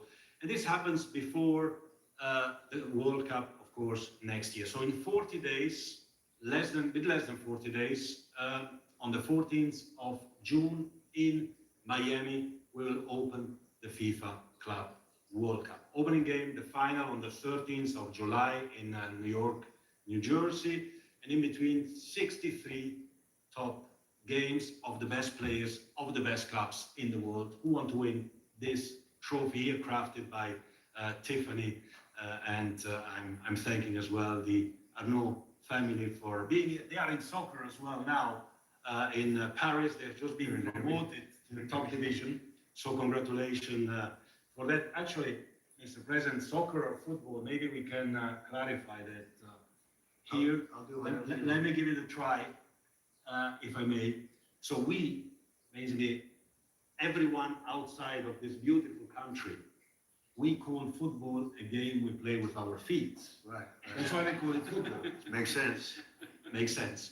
It makes a lot You, of sense. in this beautiful country, you call football a game you play with your hands, right? So I don't know who's right, but the important, Mr. President, whether we call it soccer or football, is that we have fun, Right. that we enjoy, and that's what FIFA is about. FIFA is, I say this as well to all the media present, because everyone else knows it, FIFA is an official provider of happiness to humanity.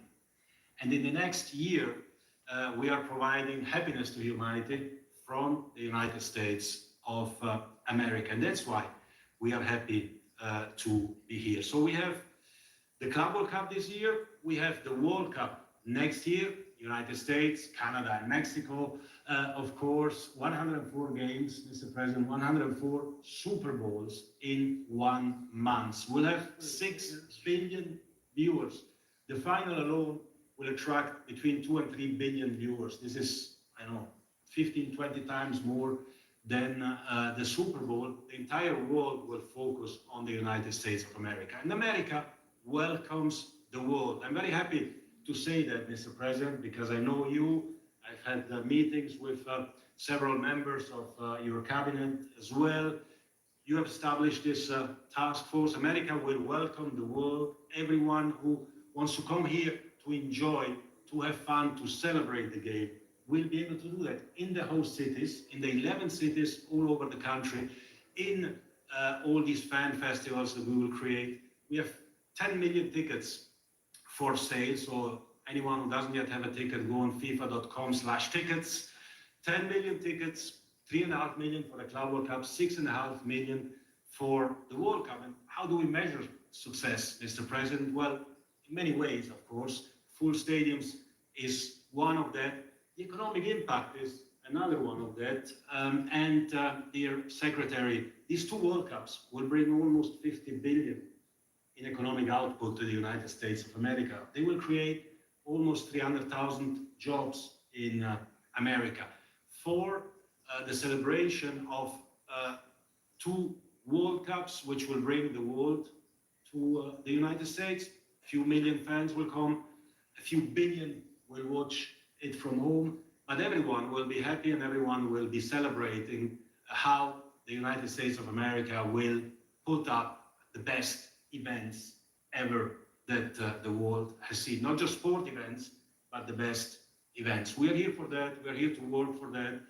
We are here to work all together as a team to celebrate the United States, the 250th anniversary, as well to celebrate the world and the World Cup around a soccer ball or a football, and to make sure that everything happens as well, as you said, Mr. President, in a safe, in a secure environment. So we have, and the world has, of course, full and entire confidence in the United States and in all the partners, in all the agencies, to make sure that we will bring to the world something that they have never seen and they will probably never see again. Thank you very much. We are here for that, and I'm looking forward to these two World Cups. Thank you. Thank you. Congratulations, everybody. Congratulations. Any questions? The Treasury Secretary just told lawmakers that a tariff exemption for certain baby items like car seats is under consideration. But will you exempt some products that families rely on? I don't know. I'll think about it. I don't know. I really don't. I want to make it nice and simple. I'm not looking to have so many exemptions that nobody knows what's doing. We have to make it very simple, but I'll take a look at it. Yep. Mr. President, there are rumblings in Washington that some House Republican moderates are opposed to defunding Planned Parenthood in this year's reconciliation package. What do you say to those members, and are you supportive of? Well, I don't know yet. I have to see, because you're just telling me that for the first time. We'll work something out. Mr. President, what are you hoping your representatives will get out of the talks in Switzerland on China? And secondly, what does China need to do on fentanyl specifically? What do you want to see done? Well, they have to stop fentanyl from coming in. That'll be a very big part. And I had that understanding with President Xi before I left last time, and we had a deal, and he would have honored the deal, but when Biden came in, of course, nothing ever happened with him. He didn't know what the hell he was doing. But that would have saved a lot of lives. That election cost us a lot of lives and a lot of heartache. The fact that we went through 4 years of misery, and you look at what's coming through the border, and the job of getting murderers out of our country. So many bad things happened. The wars. You wouldn't have October 7th. You wouldn't have Russia fighting with Ukraine. You wouldn't have had that disaster in Afghanistan. You wouldn't have had inflation. All these things would have not taken place. So sad to see what happened. Any other questions? Is the administration sending migrants to Libya? I don't know. You'll have to ask Homeland Security, please. Would you support that? That Russia was asking for too much to end the war. Given that, do you still have confidence that? When did he say that? Earlier this morning. Well, it's possible that's right. He may know some things that, because I've been dealing with this and some other things, but we are getting to a point where some decisions are going to have to be made. I'm not happy about it. Okay. On the talks in Switzerland, what do you expect? What do you hope to come out of it? We'll see. I mean, look, it's we were losing $1 trillion a year. Now we're not losing anything. You know, that's the way I look at it. We were losing with China on trade $1 trillion a year, more actually, 1.1. But let's say 1 trillion. You know what we're losing now? Nothing. That's not bad. Planning a new ceasefire and hostage deal proposal for Israel and Hamas before you head over to the region next week? Where? In Gaza. In Gaza. Well, we're going to see what's happening. There's a lot of talk going on about Gaza right now. You know that, right? So you'll be knowing probably in the next 24 hours. Yeah. Is there any actions between the war in India and Pakistan? What's your position? Oh, it's so terrible. My position is I get along with both. I know both very well, and I want to see them work it out. I want to see them stop. And hopefully they can stop now. They've gone tit for tat. So hopefully they can stop now. But I know both. We get along with both countries very well. Good relationships with both, and I want to see it stop. And if I can do anything to help, I will be there. You know, by the way, unrelated, but I guess it's all related when you look at the world nowadays. Rwanda and the Congo, we've made a lot of progress in getting that disaster stopped. We've had a very talented person over there, and we made a lot of progress with Rwanda and Congo fighting a very violent war, by the way. China says in order to have substantive negotiations, you have to bring down your 145% tariffs. Are you open to pulling back your tariffs in order to get China to the negotiating table? No. Senator Phillips has come out against Martin as U.S. Attorney. Do you have any response to that? Well, it's disappointing because, you know, I know it. He's very talented. Crime is down in Washington, D.C. Street crime, violent crime by 25%. And people have seen, they've noticed a big difference. So I didn't know that, but if anybody voted against him, I feel very badly about it, only in the sense that in this short period of time that he's been there, crime is down 25% in Washington, D.C., but that's really up to the senators. If they, feel that way, they have to vote the way they vote. They have to follow their heart, and they have to follow their mind. Is there a the Persian Gulf as the Arabian Gulf for you to make that announcement? They're going to ask me about that when I get there, and I'll have to make a decision. I don't want to hurt anybody's feelings. I don't know if feelings are going to be hurt. Well, I have a case right over here. It's called Gulf of America. And I guess a lot of people get ideas from us. But the Gulf of America was something I thought should have been named a long time ago. I'm going to be given a briefing on that. It was just done. And I'll make a decision. Is it the U.S. position that Iran can have an enrichment program as long as it doesn't reach for weapons? We haven't made that decision yet. We will, but we haven't made that decision yet. China said the U.S. initiated the trade talks this weekend, that its position hasn't changed. Are you still confident you can reach a deal with China? They said we initiated. Well, I think they ought to go back and study their files. Okay, I do think that. Go ahead. What were you? Planning to ease ship export restrictions to some of these Gulf countries, and then also make announcements regarding. You might be doing that, yeah. And the nuclear programs, civilian nuclear And programs. it'll be announced soon. Develop nuclear power. Well, we're going to take a look. We're going to take a look. But, we had really a very good, as you know, we had a very good outcome with the Houthis, and we honored their word, and they made a commitment. And we dealt with other countries that were close to them and their surrogates. And we honor all of their words. And we'll see what happens, but I think, I believe that hopefully that's over with. And they'll leave the ships alone, just leave those ships alone. But so we do, we take their word for it. It was, we hit them very hard. They had a great capacity to withstand punishment. They took tremendous punishment. And, you could say there's a lot of bravery there. It was amazing what they took. But we honor their commitment and their word. They gave us their word that they wouldn't be shooting ships anymore, and we honor that. I want to thank you all for being here. I want to congratulate David Perdue and his family. He's going to be really an incredible ambassador to China. I have no doubt about it. And we're going to work together very closely. Thank you all very much. Thank you. Thank you, David.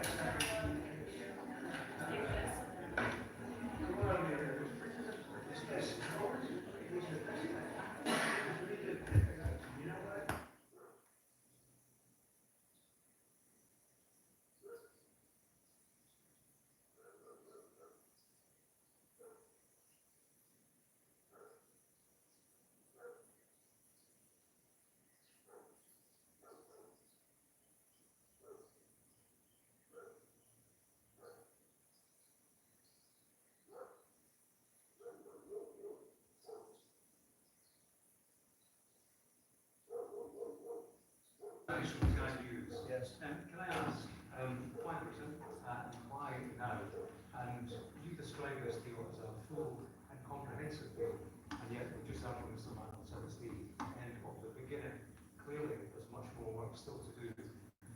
With respect, are you overstating the reach and significance of this deal because you're a president who needs a result at a difficult time? I think that it's a great deal for both parties. It's for us. We're opened up. I didn't know how closed it was. Quite closed, the market, as you know, the UK, and it opens up a tremendous market for us, and it works out very well, and a lot of assets. You see the chart, and those are tremendous assets. But we've been trying, and when you say why us, meaning your country, we've been trying for years, and they've been trying for years to make a deal, including when I was in the first term. It would always be people talking, but they weren't getting it done. But for 25 years before that, they would try always to make a deal, a very significant deal. I actually, until I looked at the numbers, I didn't realize this is a very conclusive deal, but we think we can grow it even from that. But this is a maxed out deal, not like you said it. You said it really incorrectly. This is a maxed out deal that we're going to make bigger, and we make it bigger through growth. But we have tremendous assets involved. I was surprised to see how big your country is in trade, actually. One of the biggest in technology and so many other things. It's agriculture.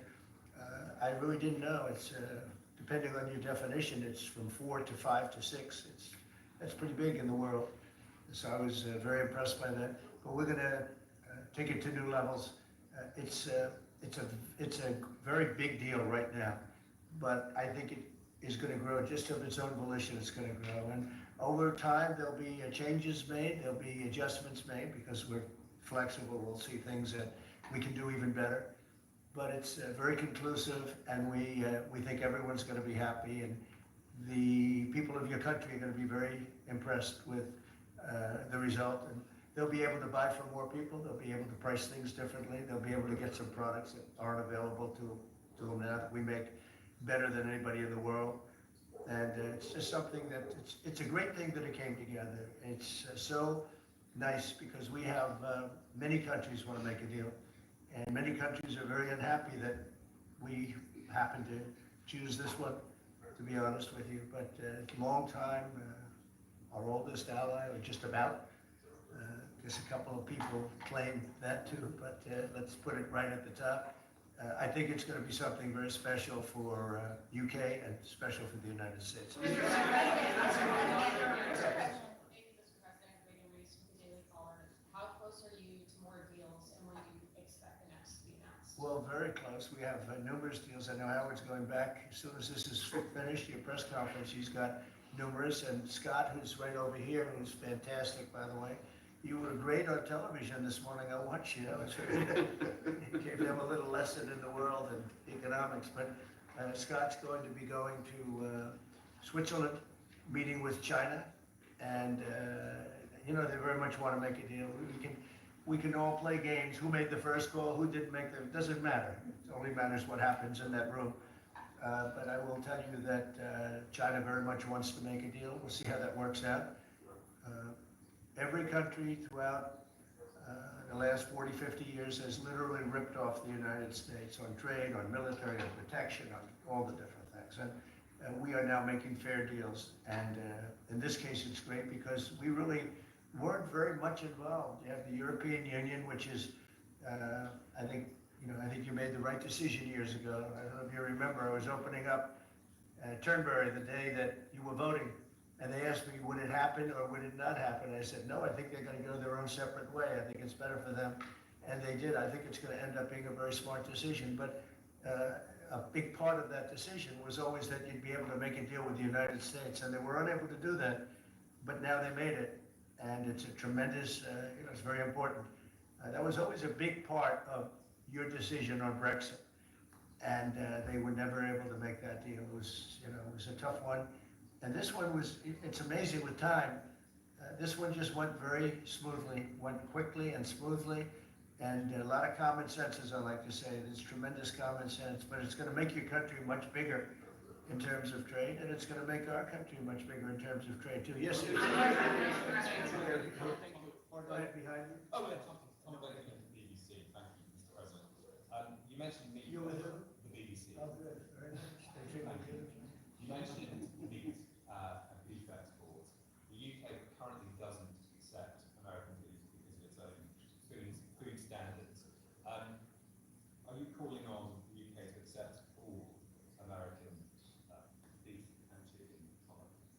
Well, I think they'll take what they want. We have plenty of it. We have every type. We have every classification you can have. As you know, Bobby Kennedy is doing a tremendous job, and he's, I think, probably heading toward your system with no chemical, no this, no that. I think we're heading that way. It seems to be. And but we have that also. So we're a very big country. We have a lot of beef. We're a very big country, so it'll be great. Yes. Yes. Do you want me to jump in? Yes. Let's talk about American beef really quickly, and it can't be understated. I'm Brooke Rollins, by the way, how important this deal is and what this means to American farmers and ranchers. Specific to the beef, this is going to exponentially increase our beef exports. And to be very clear, American beef is the safest, the best quality, and the crown jewel of American agriculture for the world. So I think a really important part of this deal isn't just the ethanol reducing of tariffs from 19 to 0, which for our row croppers is a huge deal, but also for beef. And as we move forward, I know our incredible trade team is looking at all of the meats, all of the produce, really all of our agriculture exports. And I don't know if there's an industry that has been treated more unfairly and has suffered more than our agriculture industry. So we look forward to, I'll be in the UK on Monday, talking to my counterpart over there for the next, really for next week, and look forward to moving that out across the country. The president is I think incredible. we can say that we have the best in the world, best tractors, the best everything in the world. And they say that our agriculture is, second to none, you understand. And it'll be a great asset. People are going to be able to have options, choice, and they'll have more of it. And that usually means lower prices. How about we'll do you and then you? Go ahead. Question for the client TV, Daniele Compatangelo, LA7, TV Italia, Primetime Media. So congratulations for the deal. We see a big revenues from the chart. But what's the rest of Europe? It's a victory day, but other European countries, it seems like we intend to make a deal with Europe. We have found that the European Union treated us extremely unfairly, very difficult, and hurt themselves in doing so. And they very much want to make a deal. We'll be dealing with them. We are dealing with them currently. So that'll cover pretty much the rest of it. But this was separate because of Brexit in particular. This was a separate deal. It always seems so natural. I mean, all the media would say that this seemed to be like, why did this happen 25 years? Why didn't it happen a long time ago? And it was always amazing to me. Somebody would say, hey, we got to make a deal. We have to make a deal. But this deal just fell into place. The Prime Minister did a fantastic job. His representatives are total professionals, and they got along well. And it just seemed to work. And I think one of the reasons it did is because we blew up the whole system. If we would have just been dealing with you separately or, country by country, we blew up the whole system. It was very fair to very unfair to the United States. And I think because of that, this worked out so nicely. And I'm honored that it was the first deal. Please. Sir, you mentioned. Well, why don't you go in the back, yes? Oh, thanks, sir. I'm with the London Times. I say this is a great day for James Bond because now Aston Martins will be available to American buyers. Even better by extending it to film. You've talked about a big tariff on films, and we'd like to know if there'll be relief on. Well, we're going to have a discussion on that separately. And as you know, we're putting tariffs on that particular film, you said, the movie makers. And we're going to be doing some tariffs to get them because a lot of them have left this country. They all live here, the money comes from here, everything comes from here, but they make them in other countries. So we're going to do something to bring them back, maybe to a large extent. But James Bond has nothing to worry about that, I can tell you. James Bond. And Sean Connery was a friend of mine. Sean Connery was responsible for my getting zoning in Aberdeen.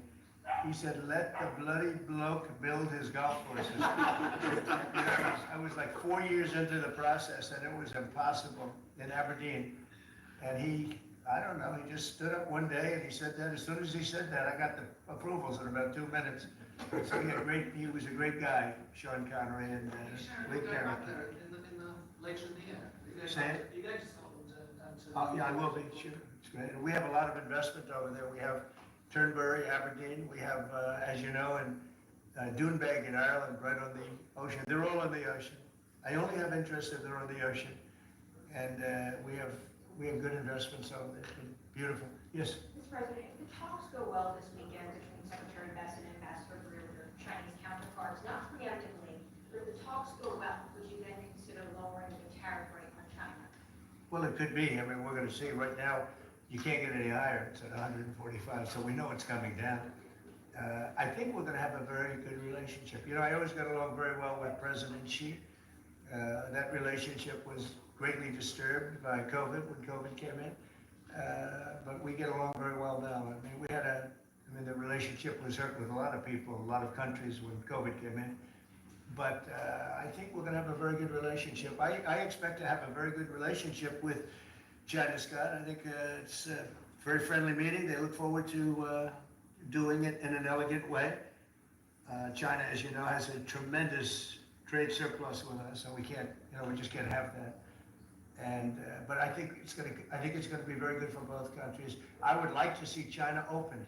You know, one of the big things here is, and nobody would know this, but the UK was largely closed. It was very much closed to trade, and now it's opened. And a lot of the financial reporters are very happy about that because so much. I listened to them. Well, I hope they get countries opened up, and then you compete on a fair basis. But you can't compete when you're not allowed to go there. China would be the #1 example of that. You know, it's very closed. We almost had it last time before COVID, and that didn't work out. But we made a great deal with China. They had to buy $50 billion worth of our food products, and it was a great deal, doing very well for our farmers. And then when Biden came in, as usual, nothing happened. You know, he didn't enforce it, and it got less, and ultimately, you know, destroyed a great deal. That was a great deal. But no, I think that we're gonna have a good weekend with China. I think they have a lot to gain. I do think they have far more to gain than we do in a sense, but we're gonna have I think we're gonna have a very good weekend. Will you speak to Xi after the weekend talks? I might, yeah, sure, depending on what Scott says. We Scott is doing certain countries, and Howard's doing certain countries. I mean, I wish I had like 10 more of each, then we could do them all at one time.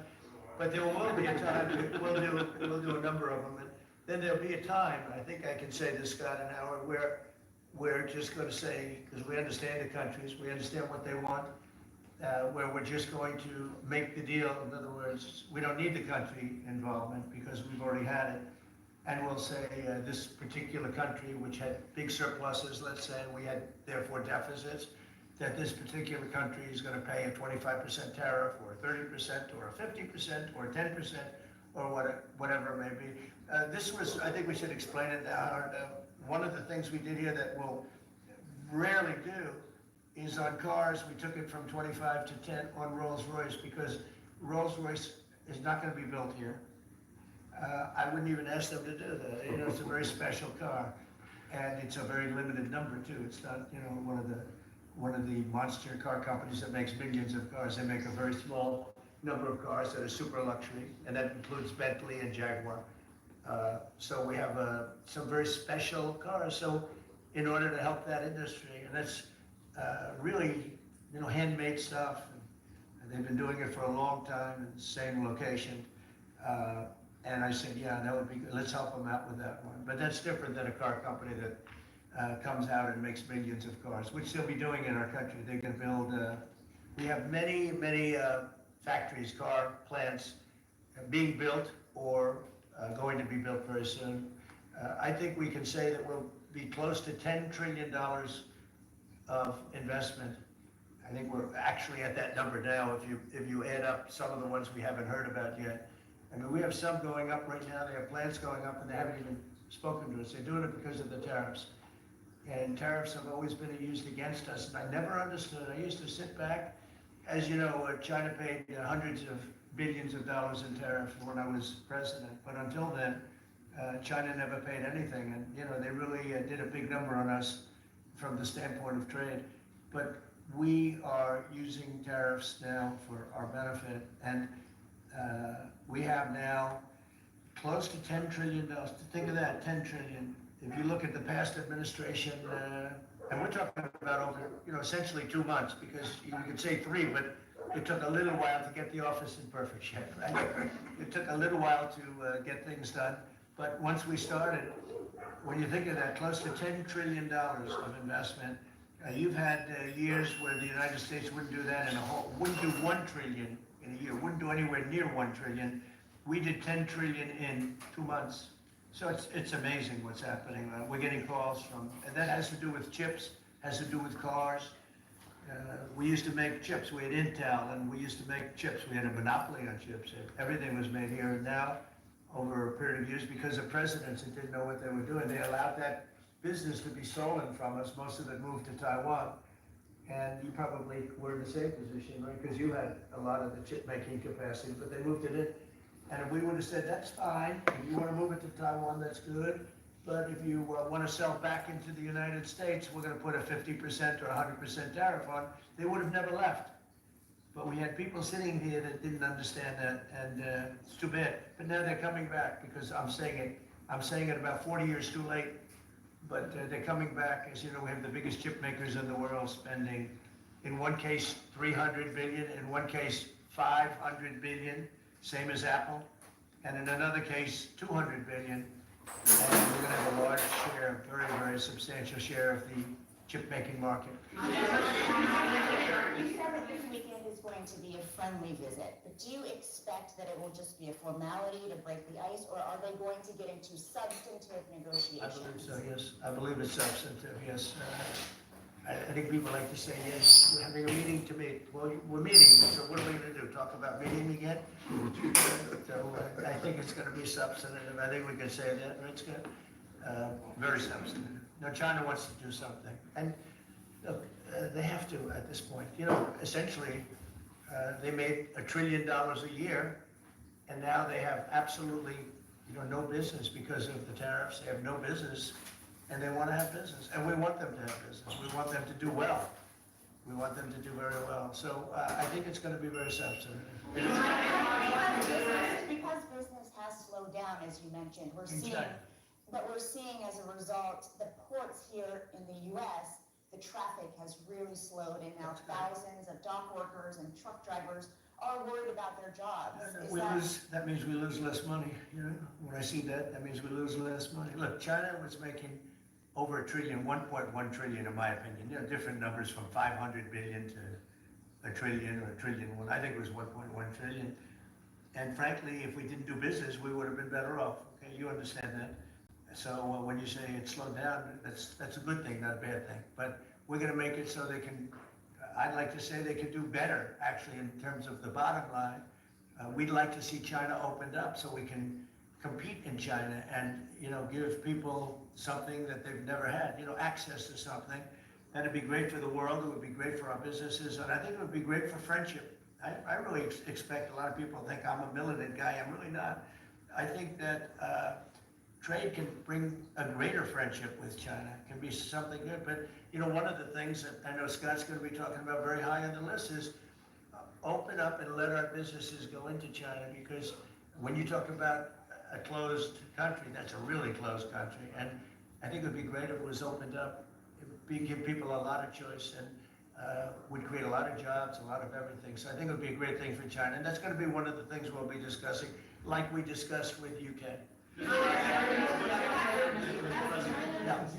Please. So what does Britain have to do for you to drop the baseline 10% tariff?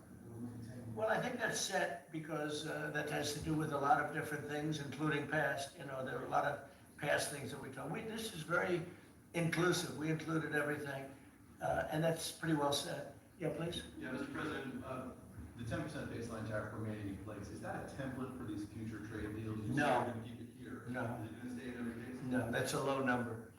They made a good deal. Some will be much higher because they have massive trade surpluses, and in many cases they didn't treat us right. One thing with UK, they had somewhat closed, not like China as an example, but they always treated us with great respect. They treated us with great respect. The template of 10 is probably the lowest end, and therefore they made that deal. But they we've had just a very special relationship with them. Like, I won't do that deal with cars. Unless somebody shows me that there's another kind of a car that's comparable to a Rolls Royce, then there aren't too many. This is a good commercial for Rolls Royce. I'm going to order a lot of cars. Mr. President, I wonder whether you'd like to buy Well, the last time this happened, I would be happy to suggest a discount, obviously a very modest discount. We have to protect our profit margins. I've had many of them, actually.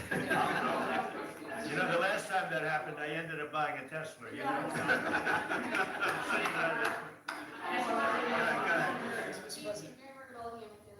I had a question about the UK deal today. I heard there was talk that part of the agreement would depend on whether the UK would respect free speech and freedom of religion. I know the VP is really interested in that, talked about that earlier this year. Was there any assurances that you guys got on that front? You want to handle that? Yeah, that was not part of the conversation. Our conversation was an economic conversation from start to finish, closed by the president yesterday. This was a business deal, open their markets, and also protect their workers, grow our markets, and help our workers. This was about business religion. You know, business is sort of a semi-religion, but not nearly as important. I don't want to get myself in. Mr.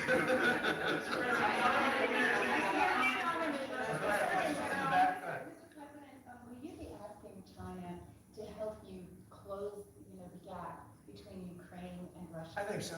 I think it's a natural thing to ask. What do you? Sure. I don't know. I think we're making good progress. Fighting is a little bit different than it was. I think if we weren't involved, Russia would be, going at it to maybe get the whole thing. Without our involvement, they'd be able to get it, because we supplied a lot of different things foolishly, but we've been sort of paid back by doing the rare earth deal that I talked about before. I think that we will be very much involved in trying to get that bloodbath. It's a bloodbath. It's a horrible situation. 5,000. It's really more than that.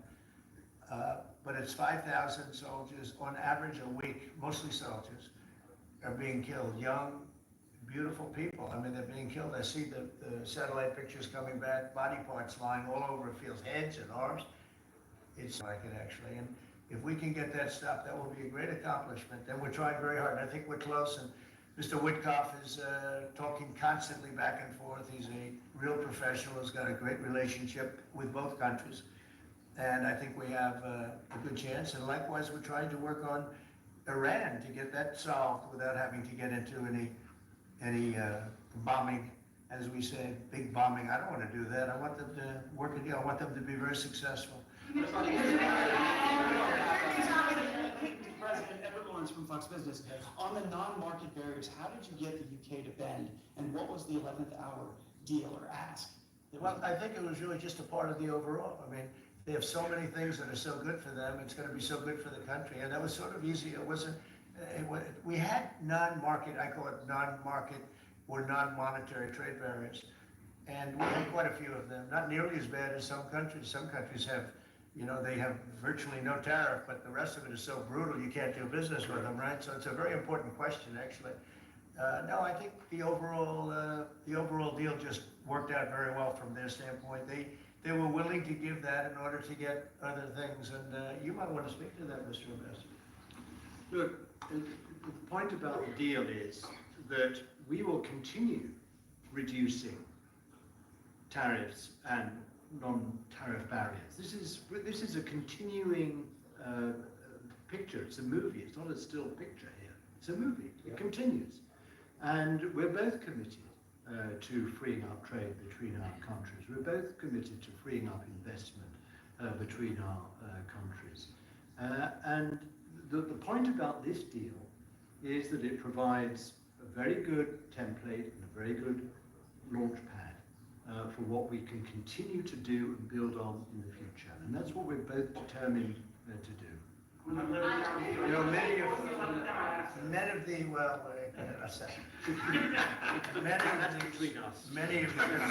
we'll keep it confidential. Yeah, how about just one more little thing, right? Well, it got the deal closed, and it was handled very well from the other side too. But many of these things that we're talking about, we've been talking about this for 25 years. It's hard to explain when, if you weren't sitting behind this beautiful Resolute desk, you just wouldn't get it. I have been hearing about making a deal with UK for 25 years.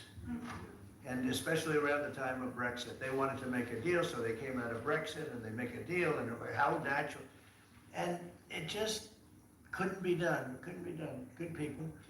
And this is a bigger deal, this is a much bigger, better, stronger deal for both of us than we ever even contemplated before. It's a big deal.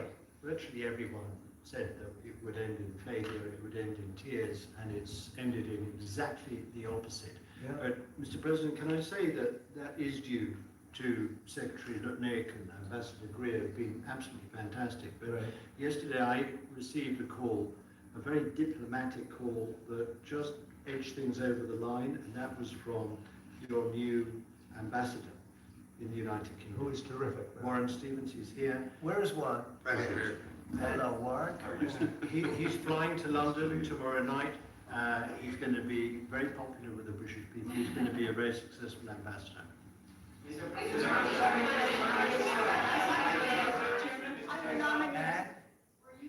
And he's got plenty of cash. Plenty of cash.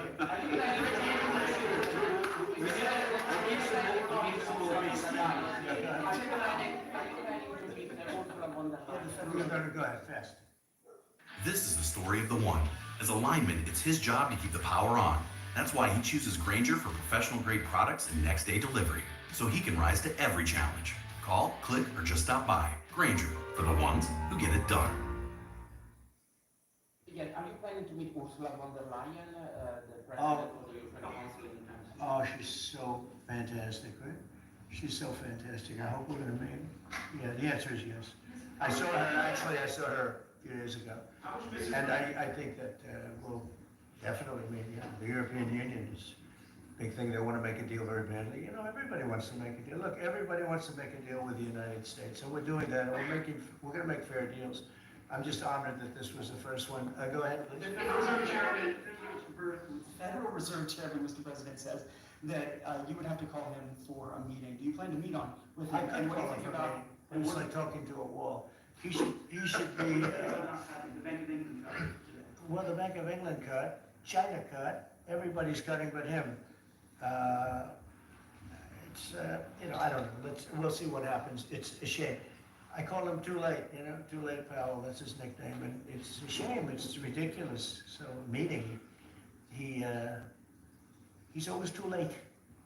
But in this case, it's not going to matter that much because our country is so strong. We're so powerful in terms of economic strength and what we've done. And I'll tell you what, if we didn't have our first term, you wouldn't be. We created things in the first term. We cut more regulations than any president in history. We cut the taxes more than anybody in history. And a very big factor is going to be the tax bill that we have right now, the one big beautiful bill, as we call it, which is all-encompassing, the biggest tax cuts ever in history, bigger than even the first time, and the incentives, even great for the UK, because it'll make us so strong that we're going to be doing more business with you. It's a very important element for taxes, for every aspect, regulation cuts. That bill is, I believe it's the biggest bill of its kind ever in the history of this country. And Speaker Johnson and Leader Thune have done an incredible job. I mean, I'll let you know, we have to get a vote, but we have a lot of support for that bill. And if that happens on top of all of these trade deals that we're doing, this country will hit a point that you better go out and buy stock now. Let me tell you, this country will be like a rocket ship that goes straight up. This is going to be numbers that nobody's ever seen before. That's a very important element of all of this. You know, if we get that, if you don't, and the Democrats are fighting it only because they want to fight. They have Trump derangement syndrome. You know, if it was somebody else, they wouldn't fight. If you had a normal person, you had some stiff sitting behind you, they'd be fine. But they have Trump derangement syndrome. You know, Senator Schumer's become a Palestinian. Welcome. I don't know when they're going to give him the ceremony, whatever the ceremony may be. It's terrible what's happened to the Democrats. So, very, very important element of everything, of what we're doing. Unrelated to today, but related in the sense that we'll do, if that passes, we'll do even more business with the UK. We'll have so much. It's the biggest tax cut in history. It's going to make our country zoom. It's going to be incentive, as you know, with the deduction for, basically for work. You work, you build, you plant, etc., your deduction. It's going to be the biggest, it's the biggest bill of its kind ever passed, maybe the biggest bill ever passed. That's why we call it the one big beautiful bill. You just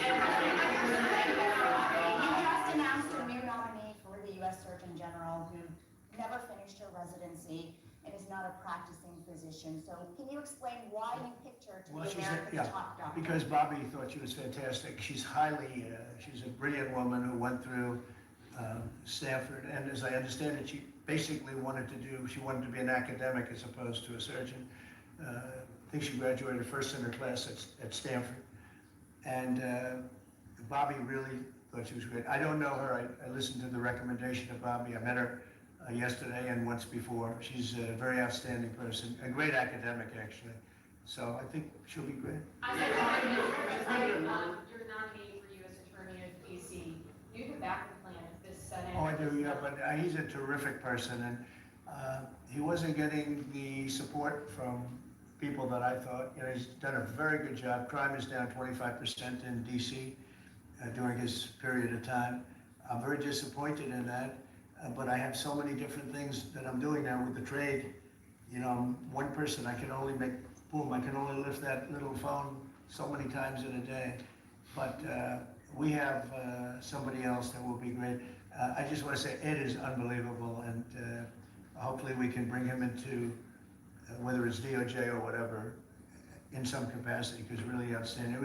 To me, it was disappointing, I'll be honest. I have to be straight.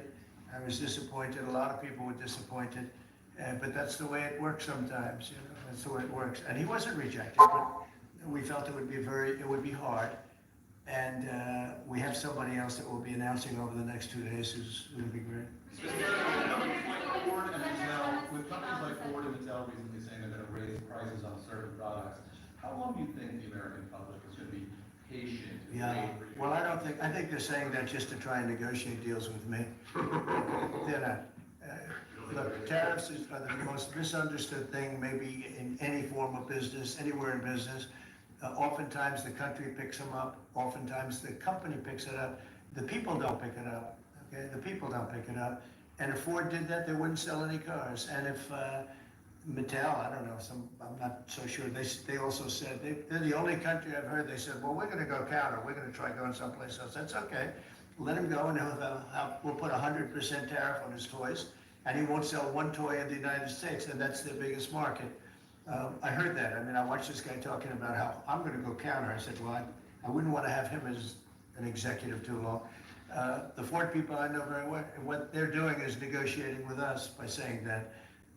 But we don't think that's going to happen. Look, I put out a truth today, and it said that gas is down, gasoline is down, energy is down, groceries are down, eggs are down. I mean, eggs, thank you very much, but eggs are down. When I came in the first week, you guys hit me with eggs. I said, what the hell happened with eggs? Eggs were up like 170% and going up, and they said, don't order any for Easter. And we were thinking about ordering plastic eggs like everybody was doing.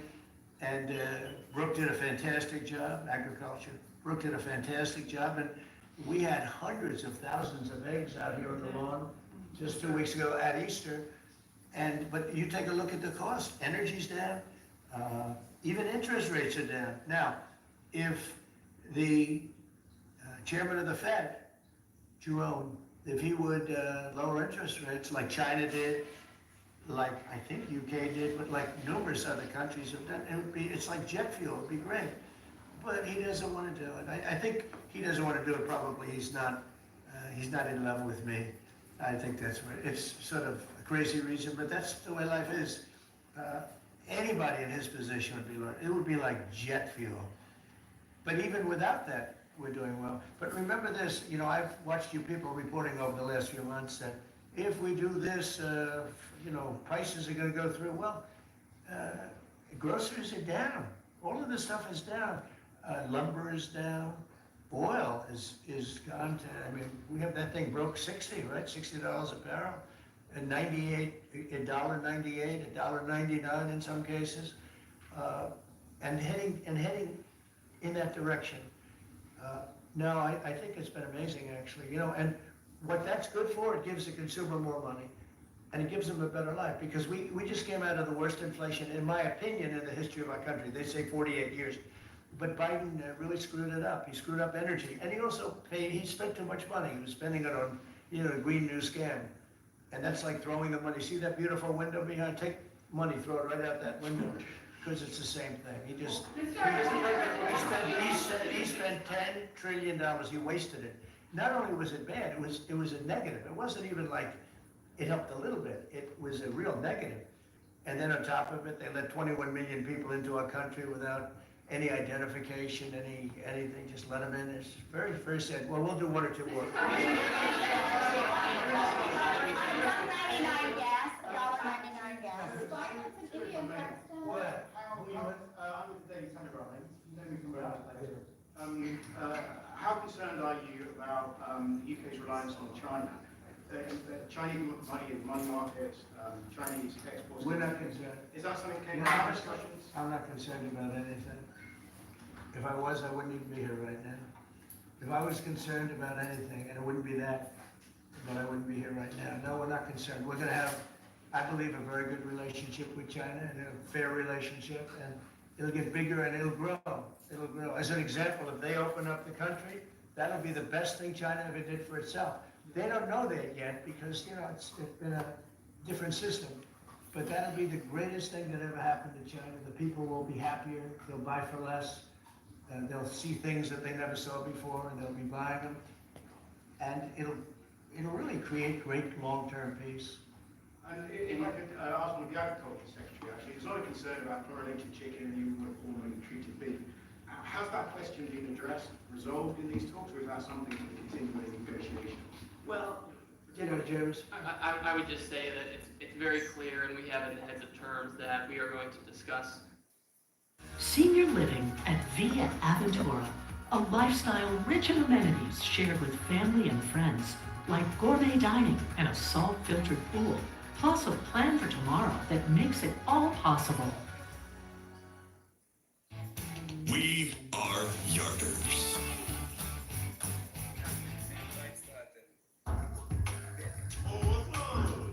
Get hooked up on everyday spending with Cash App Up.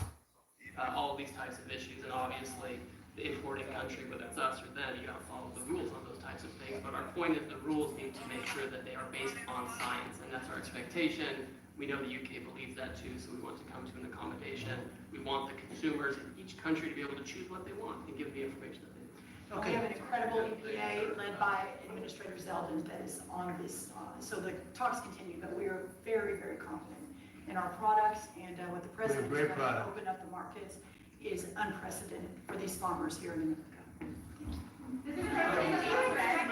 Wall Street, as they watched this, I mean, you saw the stock market decline sharply after Liberation Day, and it's rallied back since then.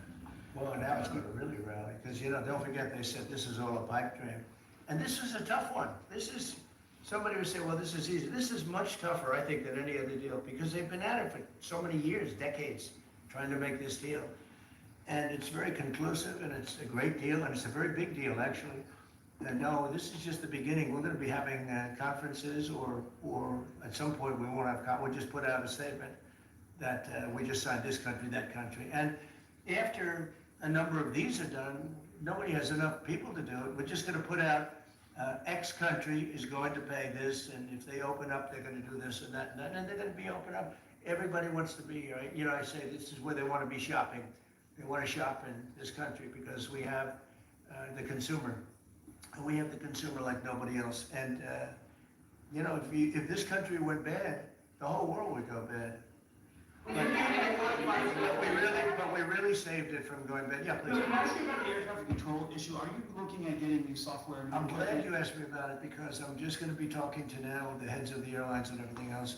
So I was all set before we had the rigged election to give out a brand new gorgeous system to one company that was going to do the whole thing, one of the best companies in the world that you know very well. There are 3 or 4 of them that do it. And when they took over, Buttigieg, who has no clue, he drives to work on his bicycle with his, in all fairness, with his husband on the back, which is a nice, loving relationship. But he didn't have a clue. This guy didn't have a clue. And he's actually a contender for president. Between him and Crockett, you can have that party. But he didn't know what he was doing. And he took what they call dry systems where you have wires in the earth, buried in the earth or whatever. And then you have the open air systems where you have satellites. And you can't mesh them. Anybody would know that if you went through about 2 months of study in school, if you studied that kind of thing. And he did. They spent tens of billions of dollars trying to take old, broken equipment and merging it into existing new equipment with brand new equipment. It's one of the greatest, they spent like $40 billion. And what they did is they made it worse because it doesn't work together. You can't make it work together. If you have a satellite system, you need satellite. If you don't, they had all these different technologies, some of them 50 years old, and they're trying to mesh them in. And they end up spending twice the money they should have. You could have bought a whole new system. So we have a very good guy who you all know, Sean Duffy, is head of transportation, and I've given him a 10-minute lesson in buying, and he's become really good. And we are now in the market to buy a gorgeous, brand new system.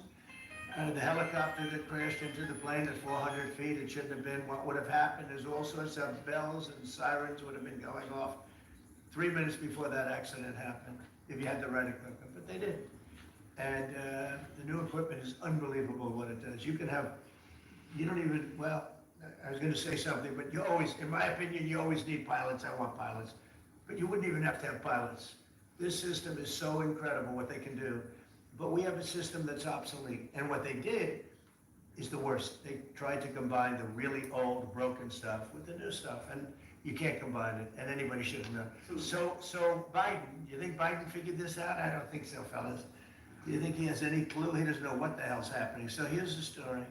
We're gonna be buying a brand new, it's going out to bid very soon, brand new state-of-the-art system that will cover the entire world. I'll give you an example. When my pilot, now I have military pilots, but prior to that, I had very good pilots, great pilots. They would land, and I won't tell you which country, but they would use the system of another country. They wouldn't even use the system of the United States. So if I'm landing in New York or Florida or Tennessee, they're using a system from another country. I said, why is that? And they were, you know, they're not into business, but they're just saying, our system doesn't work, sir. And I said, boy, that's pretty sad. But we were all set to give it out to, you know, look, you have Aviation and you have different companies like that, numerous companies. And you have companies that would do it, like an IBM, as an example. But, and you give out one deal, one contract. They gave out hundreds of contractors. They had diggers. They had non-diggers. They had people that focused on satellites. They had hundreds of different contracts. One contract where one guy is controlling everything. You need a trench, then they dig a trench. But if you don't dig the trench, they don't blame you. What happens is you don't dig it, then they say we want a cost overrun. Now, we have it all set, and we're going to be doing it. And we would have done it, except that the election took a little strange turn. But the second one didn't. That was too big to rig. Thank you very much, everybody. Thank you. Thank you.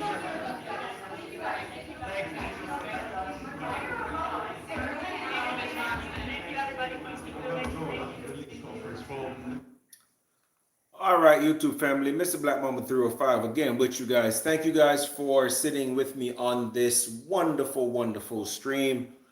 We got a lot of information. If you guys are just joining, sorry, the stream is kind of winding down. But if you have been here with me the whole time, I appreciate you guys putting your input in the chats. And anytime I put up a stream, it's to share what I always watch to stay informed and to pretty much create another forum where dialogue can be exchanged between strangers. And henceforth, sometimes putting our differences aside and opening up to see what else there is that we don't think about, see the other opinion of others. As I grow the channel, guys, thank you guys for tuning in. I really appreciate every single last one of you. A lot of you guys, since I've been doing the stream, have been coming back and watching my program and watching the stream with me to hear my commentary. I try not to do too much talking throughout it. I try to do most of my talking at the beginning and at the end, so I can let people just, you know, let the chat just do its, you know, do that kind of like, you know, that generic thing that it does, you know, naturally. And then I'll just come in at the end like I'm doing right now and give my 2 cents. With the president that we have now, we can see that he's trying to bolster a better relation with other countries. And obviously, UK is always going to be an ally. Canada is always going to be an ally simply due to proximity. They need our protection. They don't have the resource we have. They don't have the military manpower we have. And they're in a position where, they're vulnerable to attack from Russia and Northern Europe if they decide to go in alliance, Europe and South Korea and so forth. So they want to bolster a good relationship with the United States. So they are going to come in and do pretty much whatever Trump says. And I don't think President Trump is being, unfair in the things that he's asking for. He's asking for equality across the board. He's asking for the same treatment that they give us that we give them. He's asking for the same opportunity we give them, they give us. If they want to charge us 100% tariff, then they should get 100% tariff. If they drop it down, bring it down to 25%, then I don't mind if we keep it at 30% because they've been doing it for so long. They've been getting rich off of our coffers for so long. I think it's only right that, that we do the same. Again, guys, I want to thank you, everyone, for joining the live with me. Thank you for really coming in, sharing your time with me. And if you guys can subscribe, I would appreciate that. If you guys can give a like, that's amazing.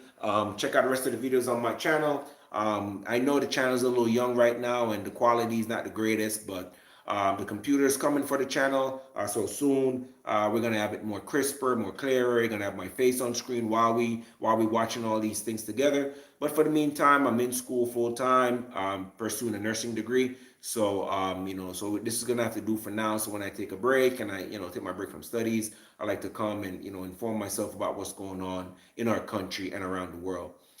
So again, I'm grateful that we have a president who's transparent. I've said that numerous times on my live, and I want to still keep. This is actually how it's supposed to be. So when you see a president comes out and he's talking to the press almost every week, sometimes 2 times a week, I know it feels a little bit abnormal, but honestly, this is what government is supposed to represent. They're supposed to they represent the people. Everything that they do, yes, they're supposed to come forth and let us know. That's why we pay taxes. That's why we put them in power. That's why we give them the soft life that they have. That's their job is to come back and report to their employers, which are we the people, we the American people.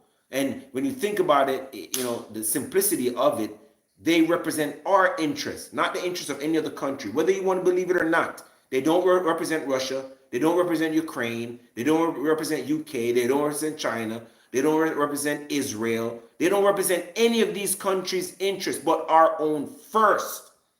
And, listen to what I said, guys. They represent our interests first and foremost. And these countries come secondary to that with ranking importance. All right. So if it benefits us, that's who we deal with first. And that's how it is. I hate to say it, and it sounds selfish, but that is the way how the world works. Every country is trying to gain an advantage for their people. So I don't understand why President Trump gets the backlash he gets for trying to put his people first.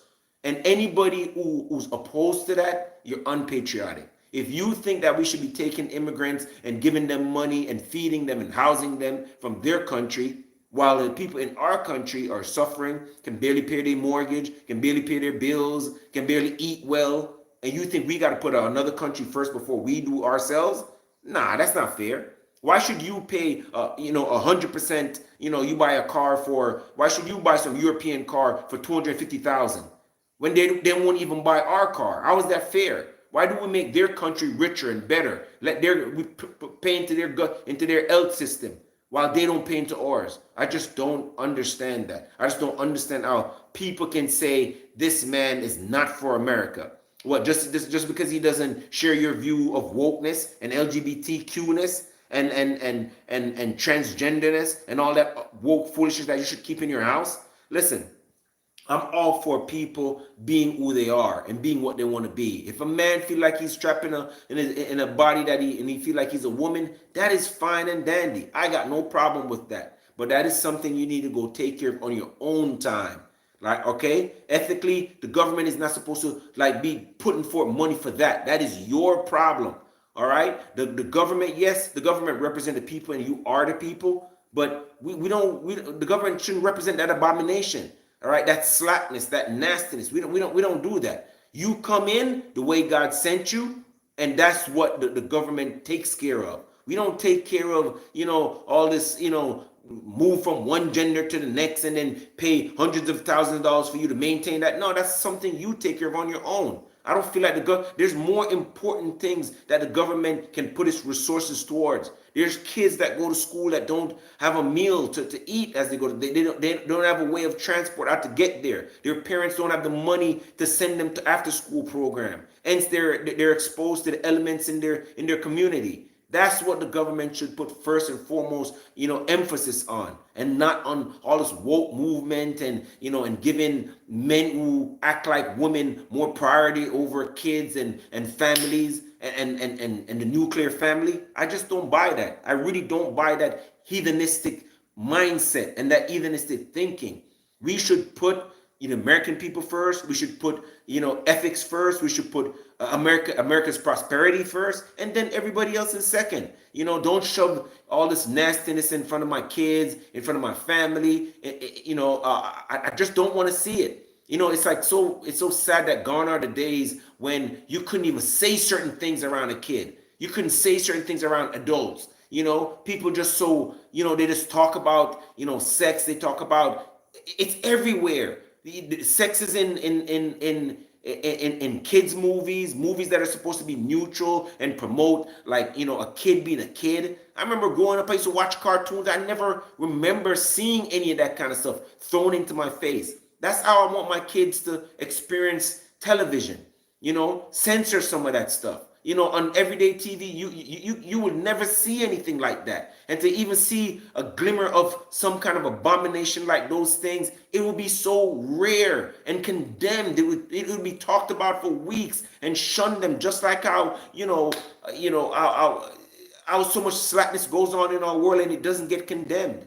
You know what I mean? And I just feel like this president wants to bring that back, and we give him a hard time. He wants to see ethics. He wants to see Christianity. He wants to see the nuclear family. He wants to see America first. And that's what I want to see. I want to see a world where, my daughter is not competing against my son, where if I choose to do a sport today, I'm not fighting on a woman. Because I'm telling you, you hear that thing going around about one gorilla, against 100 women. Literally, that's like me against 50 women. I'm demolishing these women. I don't give a damn what nobody says. 50 women on me, I'm knocking out a woman every 2 seconds. I mean, knock out one woman every two. There is no comparison.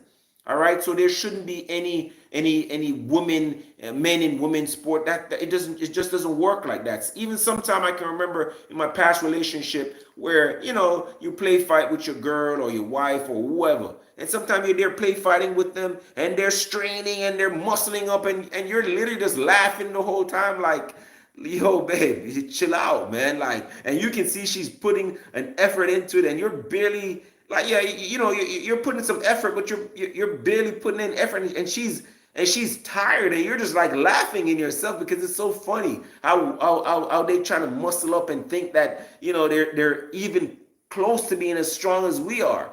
You know what I mean? I remember when I was a kid, my mom used to put a whooping on me because I'm from Jamaica, and ass whoopings are the order of the day when you mess up. And I remember when I was 12 years old, and my mom was already grown. I literally remember the last ass whooping I got because my mom was going hard with the belt, and I just stood there and I wasn't crying. I didn't feel it, and my mom was just going hard. And as I said to my mom, I said, "Mom, I'm sorry, man, but I don't feel this anymore." Because it got to a point where physically, me at 12 years old, my mom stood no chance against me in a physical altercation. Literally could not. And I had to like, Ma, you better find another way of the scolding me because this whooping me kind of thing is not working anymore. So I'm all for a president who takes, men out of women's sport because there is no comparison. Listen, the best female football player in the world would stand zero chance. I mean, absolutely zero chance in the NFL on the worst team. They would demolish her. There's high school kids playing soccer against professional soccer teams, and they're beating them 12-0, 12-1. There's no, and that's the kind of president I want, who brings back masculinity into our world. And I'm not saying, I'm not for femininity. I am for femininity in its place, where it's supposed to be. And if a woman earns the right to be in a position, whatever position, in any job for a man, and she earns that, 1000% support that woman. But if you're just going to put them there just to say that, oh, equality, no, it doesn't work like that. Just like how Joe Biden appoints the head of the aviation, who has no clue about avionics. He never flew a plane. He was never in the military. He was never in aviation in the military. He has no background in aviation, but you're going to appoint someone who has no background in aviation to be head of the aviation department. This is the kind of world Joe Biden and Kamala Harris. I was gonna say something, man, but Kamala Harris brought to the table.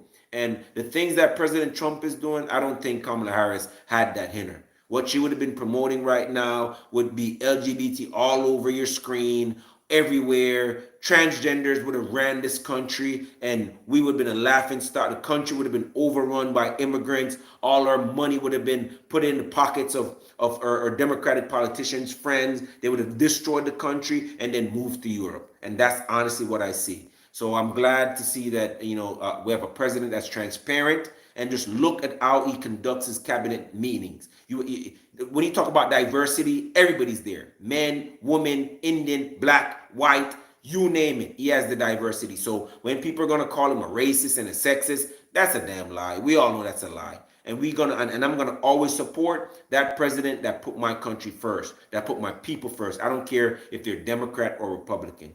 And guys, with that said, I think I said enough for the day. And I appreciate every single one of you. Thank you guys for joining the line. If you haven't subscribed, please go ahead and do so, guys. I appreciate every single one of you. If you guys can like the video, subscribe to my channel, I'd really appreciate it, man.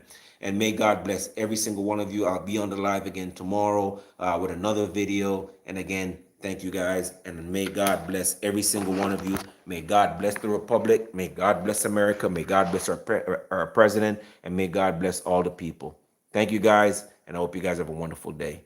One love.